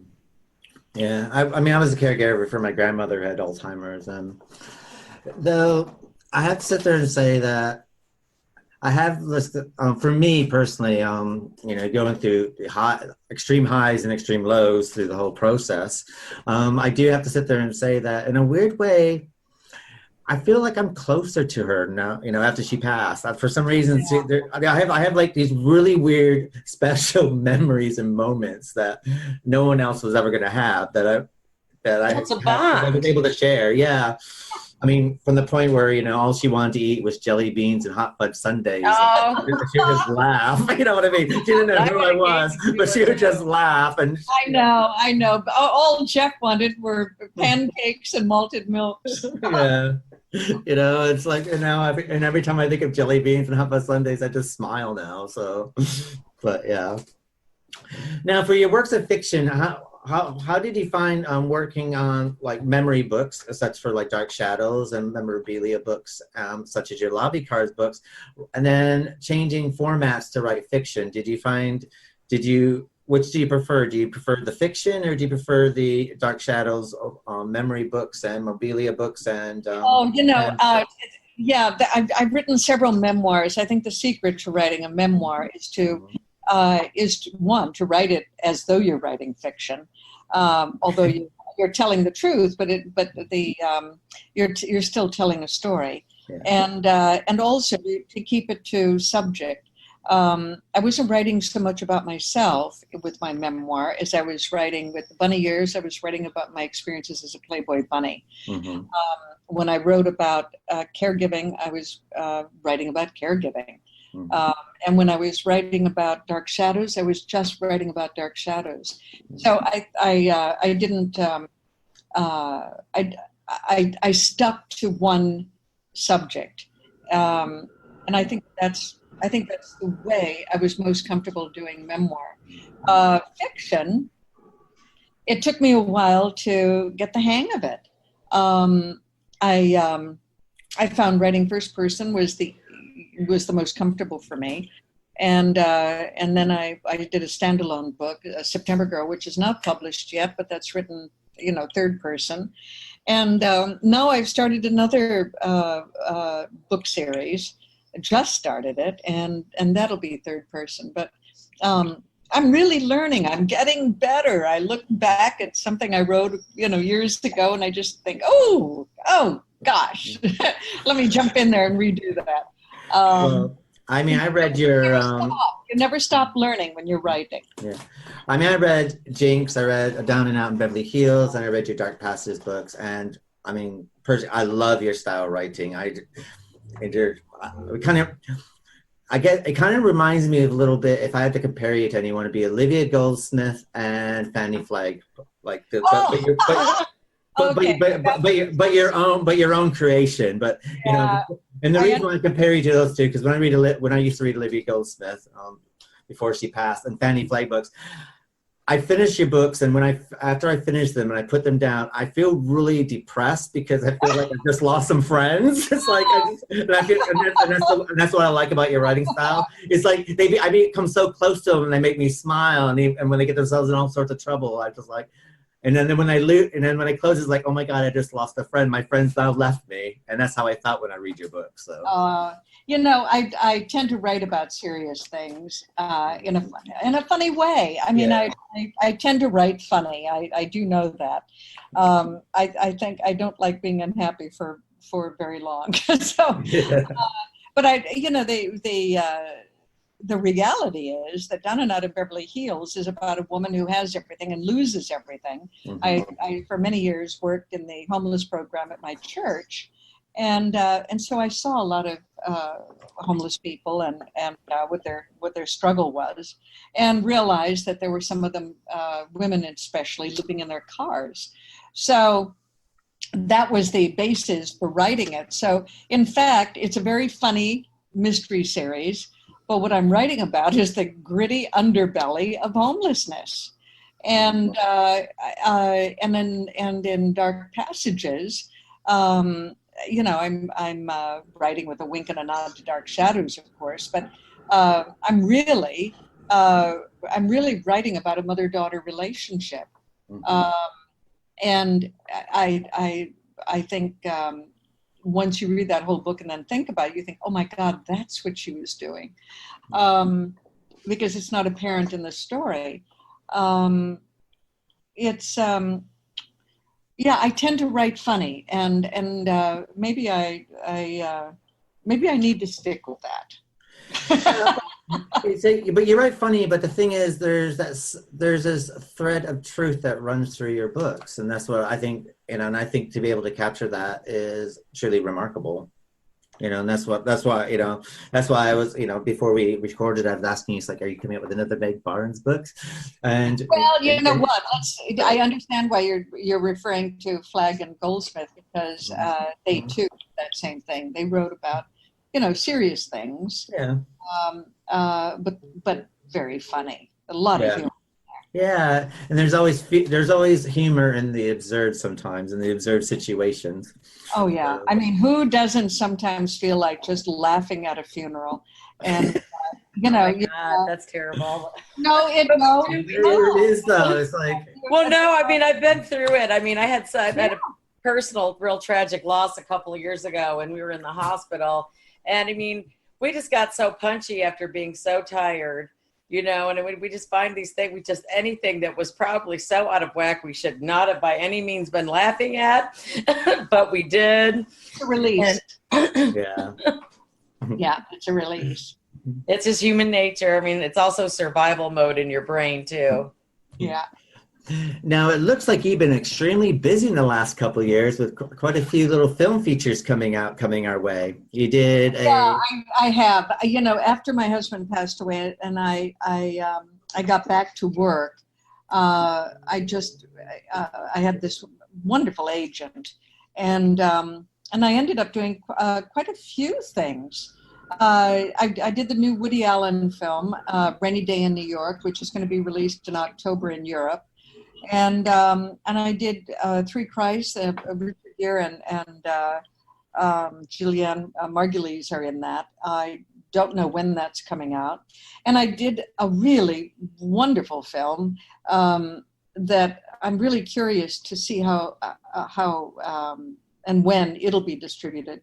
It's called The 11th Green. I play Mamie Eisenhower. And that was really wonderful. I so enjoyed that. Campbell Scott is in that one. And then I did First Wives Club. There's a new TV series. I haven't seen it, but I'm in the very first episode. I never First Wives Club. Is that a spin-off of the movie? It is. Because the movie was fantastic. I just laughed. Yeah, I'm in that, but I haven't seen it. And and then I did a Lifetime film, and then I did a Hallmark Christmas broadcasting Christmas. So it's played the last 2 years. That'll play forever every Christmas now. Yeah, that was really fun. And I actually, a fair amount of really fun work. It's nice to be acting again because it's my career started 54 years ago. You haven't slowed down at all, though. Well, you're just a motoring. Yeah, no, I'm really enjoying it, and some of the other things that I've kind of taken on. I'm very proud of my first husband's work as a photojournalist with Time Life. So I've got a website, Ben Martin, photojournalist, and I'm working on with his archive. Wonderful photographs going back to the mid 50s because he was What old. an exciting career that must have been. Really fun. Yeah, it was, and I'm proud of my second husband who started Los Angeles Magazine, which is still thriving, and was the template for city magazines all over the country. So I kind of have one big foot in that world of journalism, and I continue to contribute articles and that sort of thing. I really enjoy it. Mm-hmm. And I'm doing these audiobooks. And I must say I am thrilled. There's a company called Oasis, and they are doing all of the Marilyn Ross Dark Shadows books on on audio. And so far I've done Dark Shadows and Victoria Winters and the first Dark Shadows, and I'm currently doing The Secret of Barnabas Collins, and I'll be recording all of these. Years ago, I was asked if I wanted to reissue these paperbacks, and the timing wasn't right for Pomegranate. So it just feels very good now to be doing the narration. I've done quite a few audiobooks, so and this is personal. I'm just loving it. How do you enjoy narrating for audiobooks? What's the process like? I've always wondered. Well, you're all by yourself in a studio with an engineer.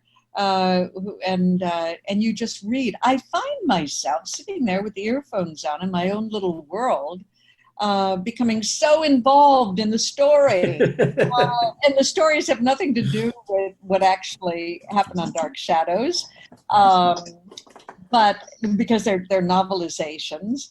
But I get so involved, and I'm sitting there literally reading for 5 hours. And you do it all in one sitting? Oh, no. It takes a. I was going to say, oh my goodness. Oh yeah, no. Yeah, no, because no. Certainly not in one day. I was going to say you'd be no. I've never understood how they did audiobooks either. No, the longest that I've worked, because it's your voice, and you start getting a little foggy after a while. About 5 hours is the most I can go. 4 is probably optimum. What about audio dramas? Do you find yourself, how are they put together, the Dark Shadows audio dramas that you've done, that have been released? Are they done, do you do them as a group, or do you do them by yourself and then they kind of... We do them every which way. In the beginning, they would have 6 of us in the studio. And of course that turned into that was like a party. And, we'd get together with Johnny Carlin and David Selby, Laura Parker, we just have a high old time. But, Nancy Barrett lives in the Southwest. Marie lives on the East Coast. We all live different places. So now we sometimes just go in and read our own lines, which isn't nearly as much fun. One of the best experiences, I went into the studio with Mitch Ryan. I adore them. And we did a couple of them together. Laura and I always have a good time. I mean, Laura and I are very close, and we always have a fun time. So before we wrap this up, what is your favorite memory of Dark Shadows that you can share with our listeners? Oh, my favorite memory. I don't even know. I have a couple of them. I think that my favorite scene that I ever did is the one in the diner where I meet Jonathan Frid the first time as Barnabas Collins, the stranger who, I see through the windows. I'm about to lock up the diner, and I'm ready to close and leave, and I'm tired, but I unlock the door, invite him in, make a fresh pot of coffee in the Silex, and chat with this man. It's my favorite scene. And next to that, there are several scenes as Josette that are wonderfully romantic. There are a couple of scenes I did with Laura and with Jonathan. One of my favorite actors to work with was also Johnny Carlin. We just had a kind of intimacy in that studio. You and Jonathan Frid, when you were together, sometimes it just reminded me of Wuthering Heights. I don't know why. It was such a Bronte moment. I know. And I never stopped to think. There I was, 20 years old. And I was enthralled with this man who was more than 20 years older than me. And I never stopped to think that there was an age difference. Joan Bennett became one of my best girlfriends right up until the day she died. I loved that woman, and I used to stay with her in Scarsdale, and a couple of times toward the end of her life. She was like a girlfriend. I can't explain it, but old and young, we were all working together. And you're like a family, basically. It never occurred to me that I was having a romance with this middle-aged man. I mean, what was I thinking? And if somebody had told me he was 200 years old, I would have been shocked. Definitely a generation gap going on there. Yeah, exactly. So, it's an interesting question because I love that. And there are other roles that I love playing. I love doing Providence. I love Bogart. I got to know him. And I love doing playing Sally Decker in Police Squad. I love comedy, and that was physical comedy. I've been playing George Siegel's girlfriend on The Goldbergs. I hope they invite me back. Oh my goodness, I have to watch those episodes. Working with George Siegel is just wonderful, and again, physical comedy. It's just fantastic. Well, George Siegel is comedy gold. Oh, he is. Yeah, he's magic. Yeah. So, if people wanted to find you on social media or by your website, where should they go to? Well, I'm on Facebook, and I'm sure there's a way of finding me. I mean, I'm Catherine Lee Scott. What can I say? And my website is www.catherineleescott.com. And so that's the easiest way to find me. And I try to keep up with everything. Don't try to message me on Facebook because I don't think I've ever looked at it. I just go to the part where, you know, there are things down the middle. And I read go to your feed and your page. I go to that and I forget to add new. So I've got this big number of people that I've got to click and make friends. But I forget. But anyway, I am on Facebook and I do try to keep up with it. Well, we're going to be watching you and waiting and listening to see all the new wonderful things that are coming out from you because, like I said, you just have not slowed down. You're just a dynamo. Thank you. I hope I'm as active as you. No, it's or not. I mean, don't buy a house that needs complete renovation. No, these are just fun things. I'm very lucky to still be working and to be enjoying my life and these wonderful old friendships. So I want to thank you for joining us and for this interview. It's been lovely speaking to you. It's a pleasure. And hope to hear more from you soon. And for our listeners out there, if you joined up to our website's newsletter at www.llpodcast.com, you will be able to find where you can get in touch with Catherine Lee Scott's website and make sure that you look at her book collection, which are available from Amazon.com and through her other means through her website. So thank you again and hope to speak to you soon, Catherine.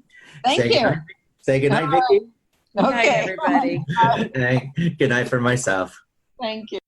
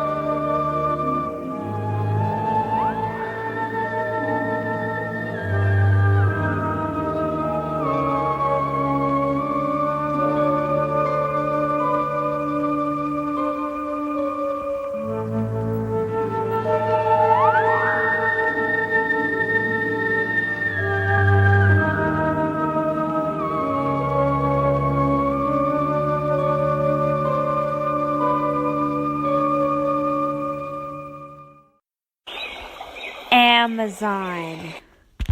Oops, wrong Amazon. Although we both contain an array of diversity, the rainforest with all of its animals and us with all of our products, come check us over today and find all the products you need quickly and efficiently. And buy it with one click. And now you can even use us to donate to your favorite charities using Amazon Smile. Amazon Smile is worth your while. Come check us out today. We are one planet. We share one extraordinary home. We are millions of wonders, but we are all one world. If we only get one chance to save our planet, to protect it for the next generation, then we have to take it. This is our chance. This is our fight. For our planet, for our home, for all of us, Join WWF today.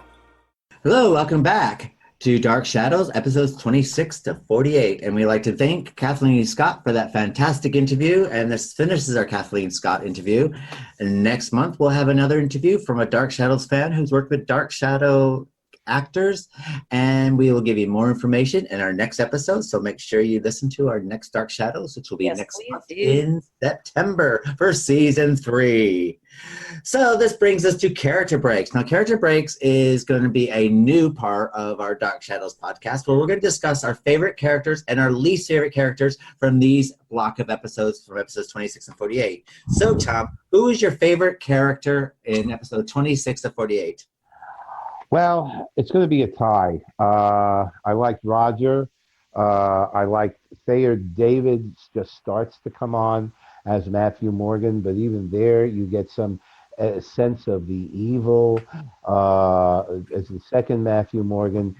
Thayer David's, is his demeanor and and again another one with the old New England accent and the gruffness. You really can see an extra dimensional difference. So I would say that David Ford to a lesser extent. So I would say those three is a favorite.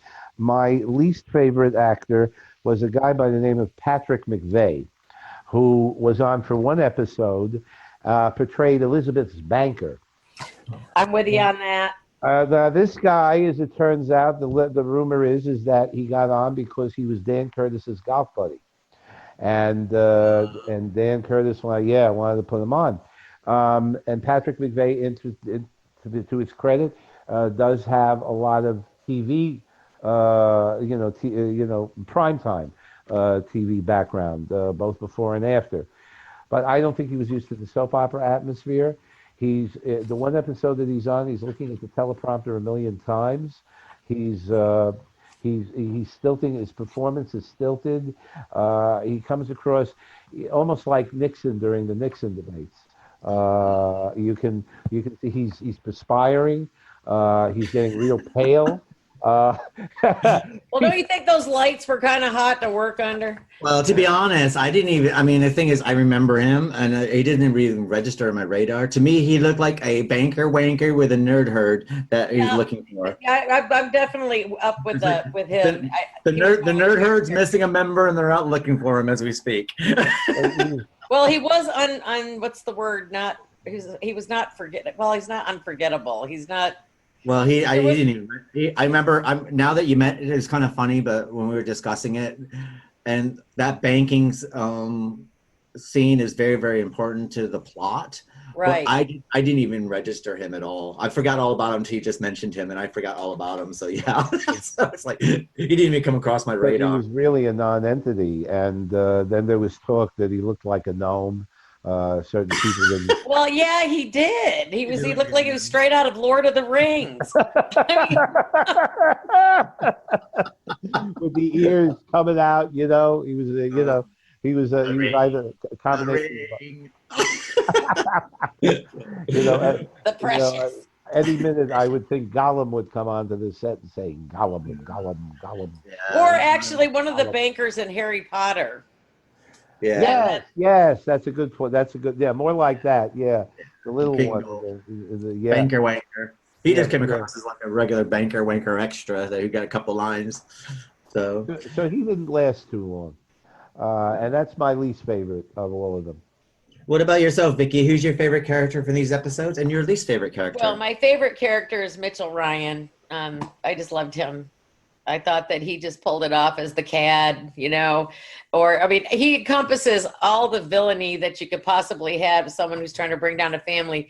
But on the other end, the guy's got depth to him. So he's one of those characters. Now we always talk about our podcast. Do we care about the character enough to, want to see them, survive onward? And he's just one of those kind of characters. I just think he's great. I love Burke Devlin. I just love him. I can't say enough about Burke. Who's your least favorite character?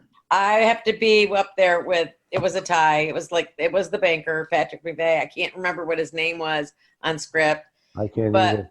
But and on a side note, and I hate to say this, Victoria Winters drives me fucking nuts right now. I can't wait for her character to evolve just a little bit more. Sorry, Alexandra.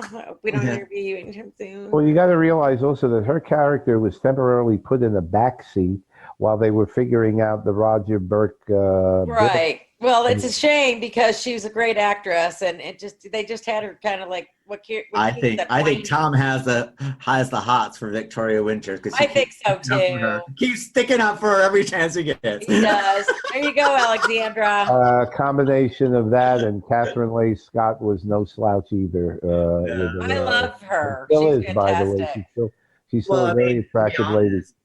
I mean, the 26 to 48 for Kathleen Scott are. I mean, she's warm and she's pleasant, but there's not. They don't give her much. There's not much going on at this stage. Right. No, that happens later.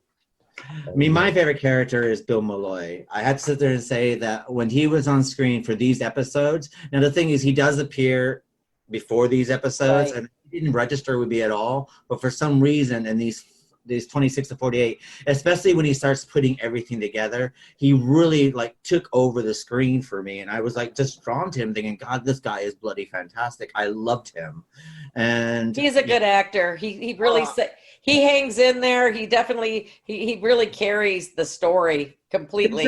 But there's so much depth with him as well. It's like, I said before, I tell you I'll tell you how involved I was with this actor. It's like, I picked up the background between Elizabeth and Bill and what was said there, and I picked up how he was putting everything together and how he was trying to protect Elizabeth, and it's like, and he just had this huge three-dimensional character going on.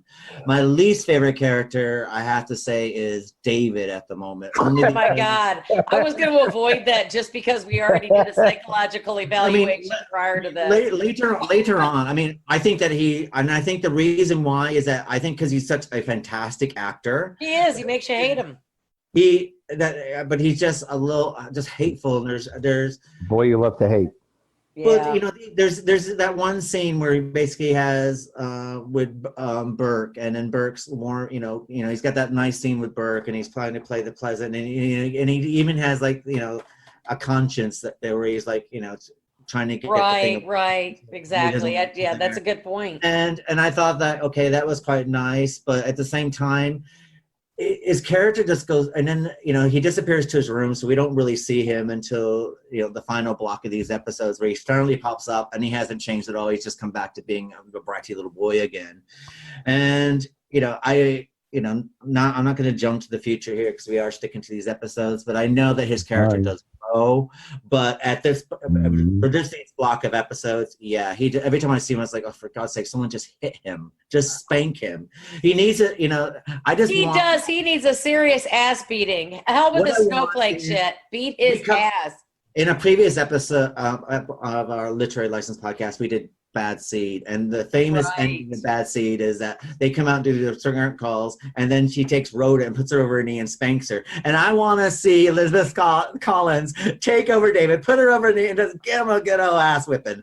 But that's it. It has nothing to do with the actor himself. It's just the character I find is quite annoying, and I think they need to find a nice center, which I know is coming up. But for these episodes, I find he's just gone back to being bratty. Yeah, well, the thing is, whether you love or hate these actors, it's still a building block up into other stuff. I mean, you have to go through this process to get to this point, and you're going to love everybody probably by the end of it. Honorable mention goes to Kathleen Scott for me, because I think when you do the small parts that you do see her, there is a lot of warmth coming from there her. Is. With her, you have her conversation with Vicki. You have her, I agree. And her feelings with Sam Ford, or her father, David Ford Sam. David Ford Sam. There you go.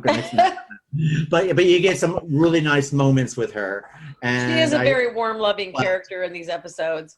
But she doesn't come across as my favorite character in these episodes, only because she doesn't really have a lot to chew on at this particular time. By the way, let's just remember Frank Schofield was the actor that played Bill Malloy, so that the Frank Schofield fans on Facebook don't get annoyed that we forgot his name. And I'm going to join your fan club. I'm now a huge fan. Gotta get me a bit of Frank. We love you, Frank. Oh, yes, we do. We don't love anyone as much as you. But and nobody knows, by the way, whether he's still alive. He completely disappeared off the Went face off the of earth. map, huh? He went off the map. He may have retired to Spain. That's what I heard. Which makes me think that he may have a Hispanic background. There's not much known about his career before or since. So I'll do some digging around this week. yeah, that'd be great. Yeah, see what you can find out because he's an enigma. He's an enigma. I'd love to get him if he's still alive to work with us. He would be a great interview. Yeah. God hope he's still alive. But And Keith would say, "Oh, I loved you. I loved you. I know. I loved you." Well, seriously, if Keith says he likes somebody, he likes them, and that is such a high compliment because he doesn't like anybody. Yeah, I was like, I sit there saying, because I said before, I watch Dark Shadows when I'm in the bathtub when I'm doing my stuff. He does. I'm like lying. He does. I do. And I was like, oh my God, he's like fantastic. And then it's like, I'll get dressed and then I'll come back down and like I'll continue watching it, to get, to do my homework for this. And it's like, I was just drawn to him. I thought, yeah, he's fantastic. He really is firm, and he is quite a solid character in these episodes. So, going to our Morning Has Broken segment. Vicki, why don't you give us your final thoughts of the episodes 26 to 48? Well, I'm glad it finally started taking off where I could actually start piecing together stuff that's going to happen and things that are waiting to happen that I already know about because I did get way ahead, as we all do. You can't just sit there and watch one. I just, one more episode. It's only 20 more minutes out of my life. I'll just keep going. But I thought this was a great episode. It's laying a great foundation. And what about yourself, Tom? What is your final thoughts of these episodes? Well, I do have one more thing to say before the final thought, and I do want to mention that in episode 45, for the first time, we really hear something about Josette. Carolyn is reading from the Collins family history, and she reads that Jeremiah Collins, a sixth-generation descendant of the founder of Collinsport in 1830, married Josette Lafreniere of Paris, France. This was, of course, the original. They had no idea what the character of Josette was going to be figured out to be yet. So this was the original interpretation. And Art Wallace once again writes from Shadows on the Wall, the Writer's Bible. In 1830, Jeremiah Collins shocked his family and community by returning from Europe with his French bride. Josette Collins found she was an alien in a hostile land.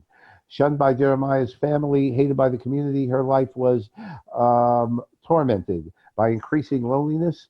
2 years after the birth of her son, which never happened in the original series, Jeremiah's French bride fell or jumped from the rocks at the edge of Widow's Hill. Her body was found the next morning on the rocks below. So the bottom line is that is the first real glimpse that we get into Josette's character. So my final thoughts of the series of episodes is that these characters and the actors are finally finding their place, as has been mentioned before. With the addition of David Ford and Thayer David, two Broadway actors. And again, David Ford was found by Leela Swift. I think Thayer David may either have been found by Leela or Bob Costello. Either way, now it takes off into almost live theater. That's what you're looking at on the show. That combined with the murder mystery that Dan Curtis is now plunging the series into. Because he wanted it to develop in a different direction because of ratings, is adding extra dimensions and depth to a show which has already demonstrated its possibilities through the Gothic romance. And from here, everybody, things are only going to get better. And myself, I have to sit there and say that now from episode 26 to 48, I now feel like I'm more invested. I found the first 25 episodes. I mean, I found myself like going, okay. It was hard. It was hard. But as I said before, there was a turning point in those. But with I finally found myself actually really invested. I like the foreshadowing that's going on. I like how all the actors are softened. There's an emotional center. I like the little bit of humor that's going on as well, that which I'm picking up on, which I find myself chuckling every once in a while. And it's not from chuckling because there's bloopers, it's chuckling from the lines that they're being said. So I quite like that. And I've had to sit there and say that I am very keen to find out what's going to happen next, because what I do now is I stop at where we're stopping point. And then once we finish this episode, I will be taking my bath on Saturday, Sunday, and Monday because it's a bank holiday here, and I will be watching my episodes of Dark Shadows. Picture that paints for me. Okay. In my warm little fuzzy blanket called warm water and my suds.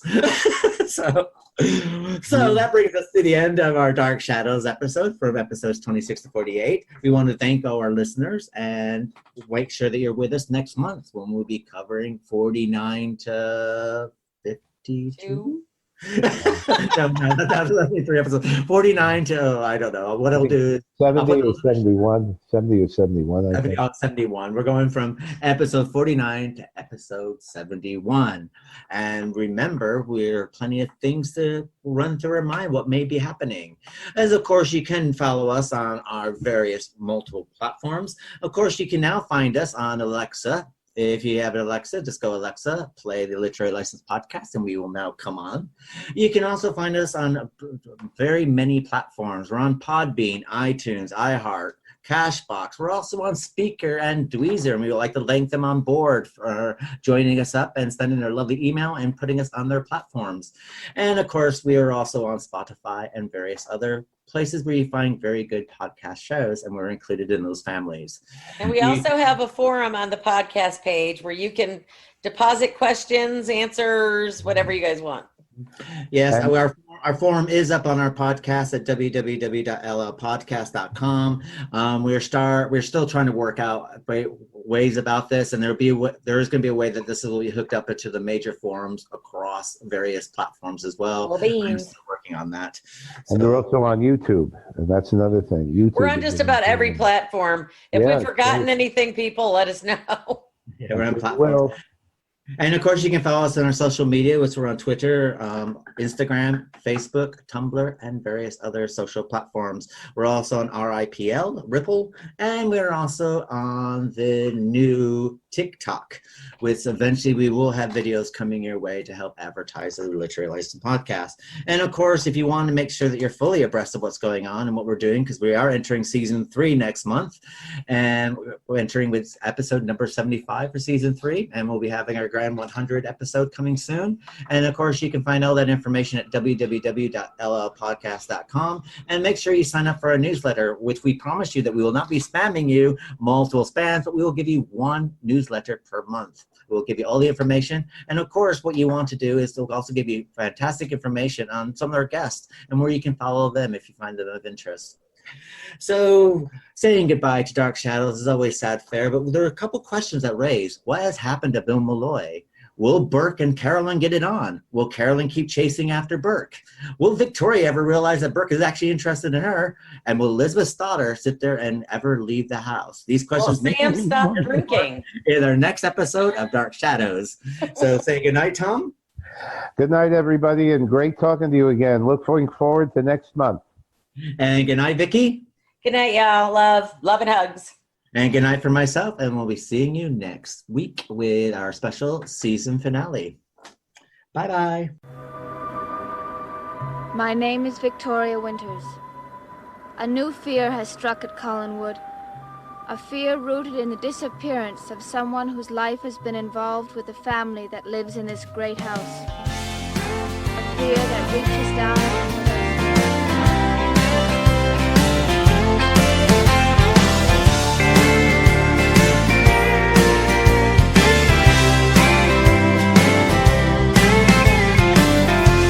My friends are wondering where I am or if I'm still alive. They're worried over nothing. They should know I'm perfectly fine. It's just a mood I get in now and then when I need to get my head clear. I turn off my phone. Didn't you know? Know what? Mr. Malloy hasn't been in at all today. no telling where I'm bound. A big city or the country, a little beach town. But you won't find me, 'cause I can't be found. I'm on a mission to be missing. I'll be back someday, I just don't know when. Till then I'll be a feather floating in the wind. So don't you go missing me, 'cause sometimes missing is my favorite place to be.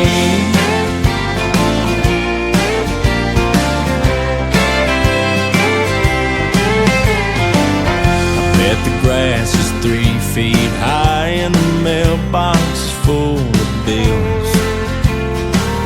100 messages I need to check, and when I get the chance I will. But right now I'm busy taking it easy, can't worry about stuff like that. My only concern is a left or a right turn somewhere on a map. Well, there ain't no telling where I'm bound. A big city or the country, a little beach town. But you won't find me, 'cause I can't be found. I'm on a mission to be missing. I'll be back someday, I just don't know when. Till then I'll be a feather floating in the wind. So don't you go missing me, 'cause sometimes missing is my favorite place to be. I love those locations where nobody knows my name. How long I'll be staying is always subject to change. That looked like his bed hadn't even been slept in. Well, there ain't no telling where I'm bound. A big city or the country, a little beach town. But you won't find me, 'cause I can't be found. I'm on a mission to be missing. I'll be back someday, I just don't know when. Till then I'll be a feather floating in the wind. So don't you go missing me, 'cause sometimes missing is my favorite place to be.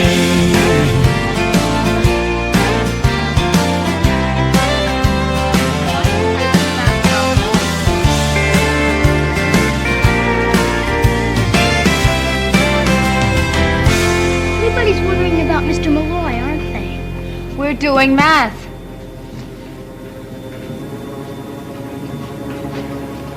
When did he disappear? Last night. Now come on, David. I bet nobody really knows what happened to him. I don't think anything happened to him. He probably had some sort of emergency and had to leave town unexpectedly. Now come on and finish that. If they would ask me, I could tell them. All right, David. Go and look in your crystal ball and tell me where Mr. Malloy is, and then let's get this finished. I don't have to look. I looked already. He's dead. David, that's a terrible thing to say. And that's not all. It told me something else. He was killed by someone. David, stop it. And do you want to know who he was killed by? I'll bet you do. All right, tell me. My father.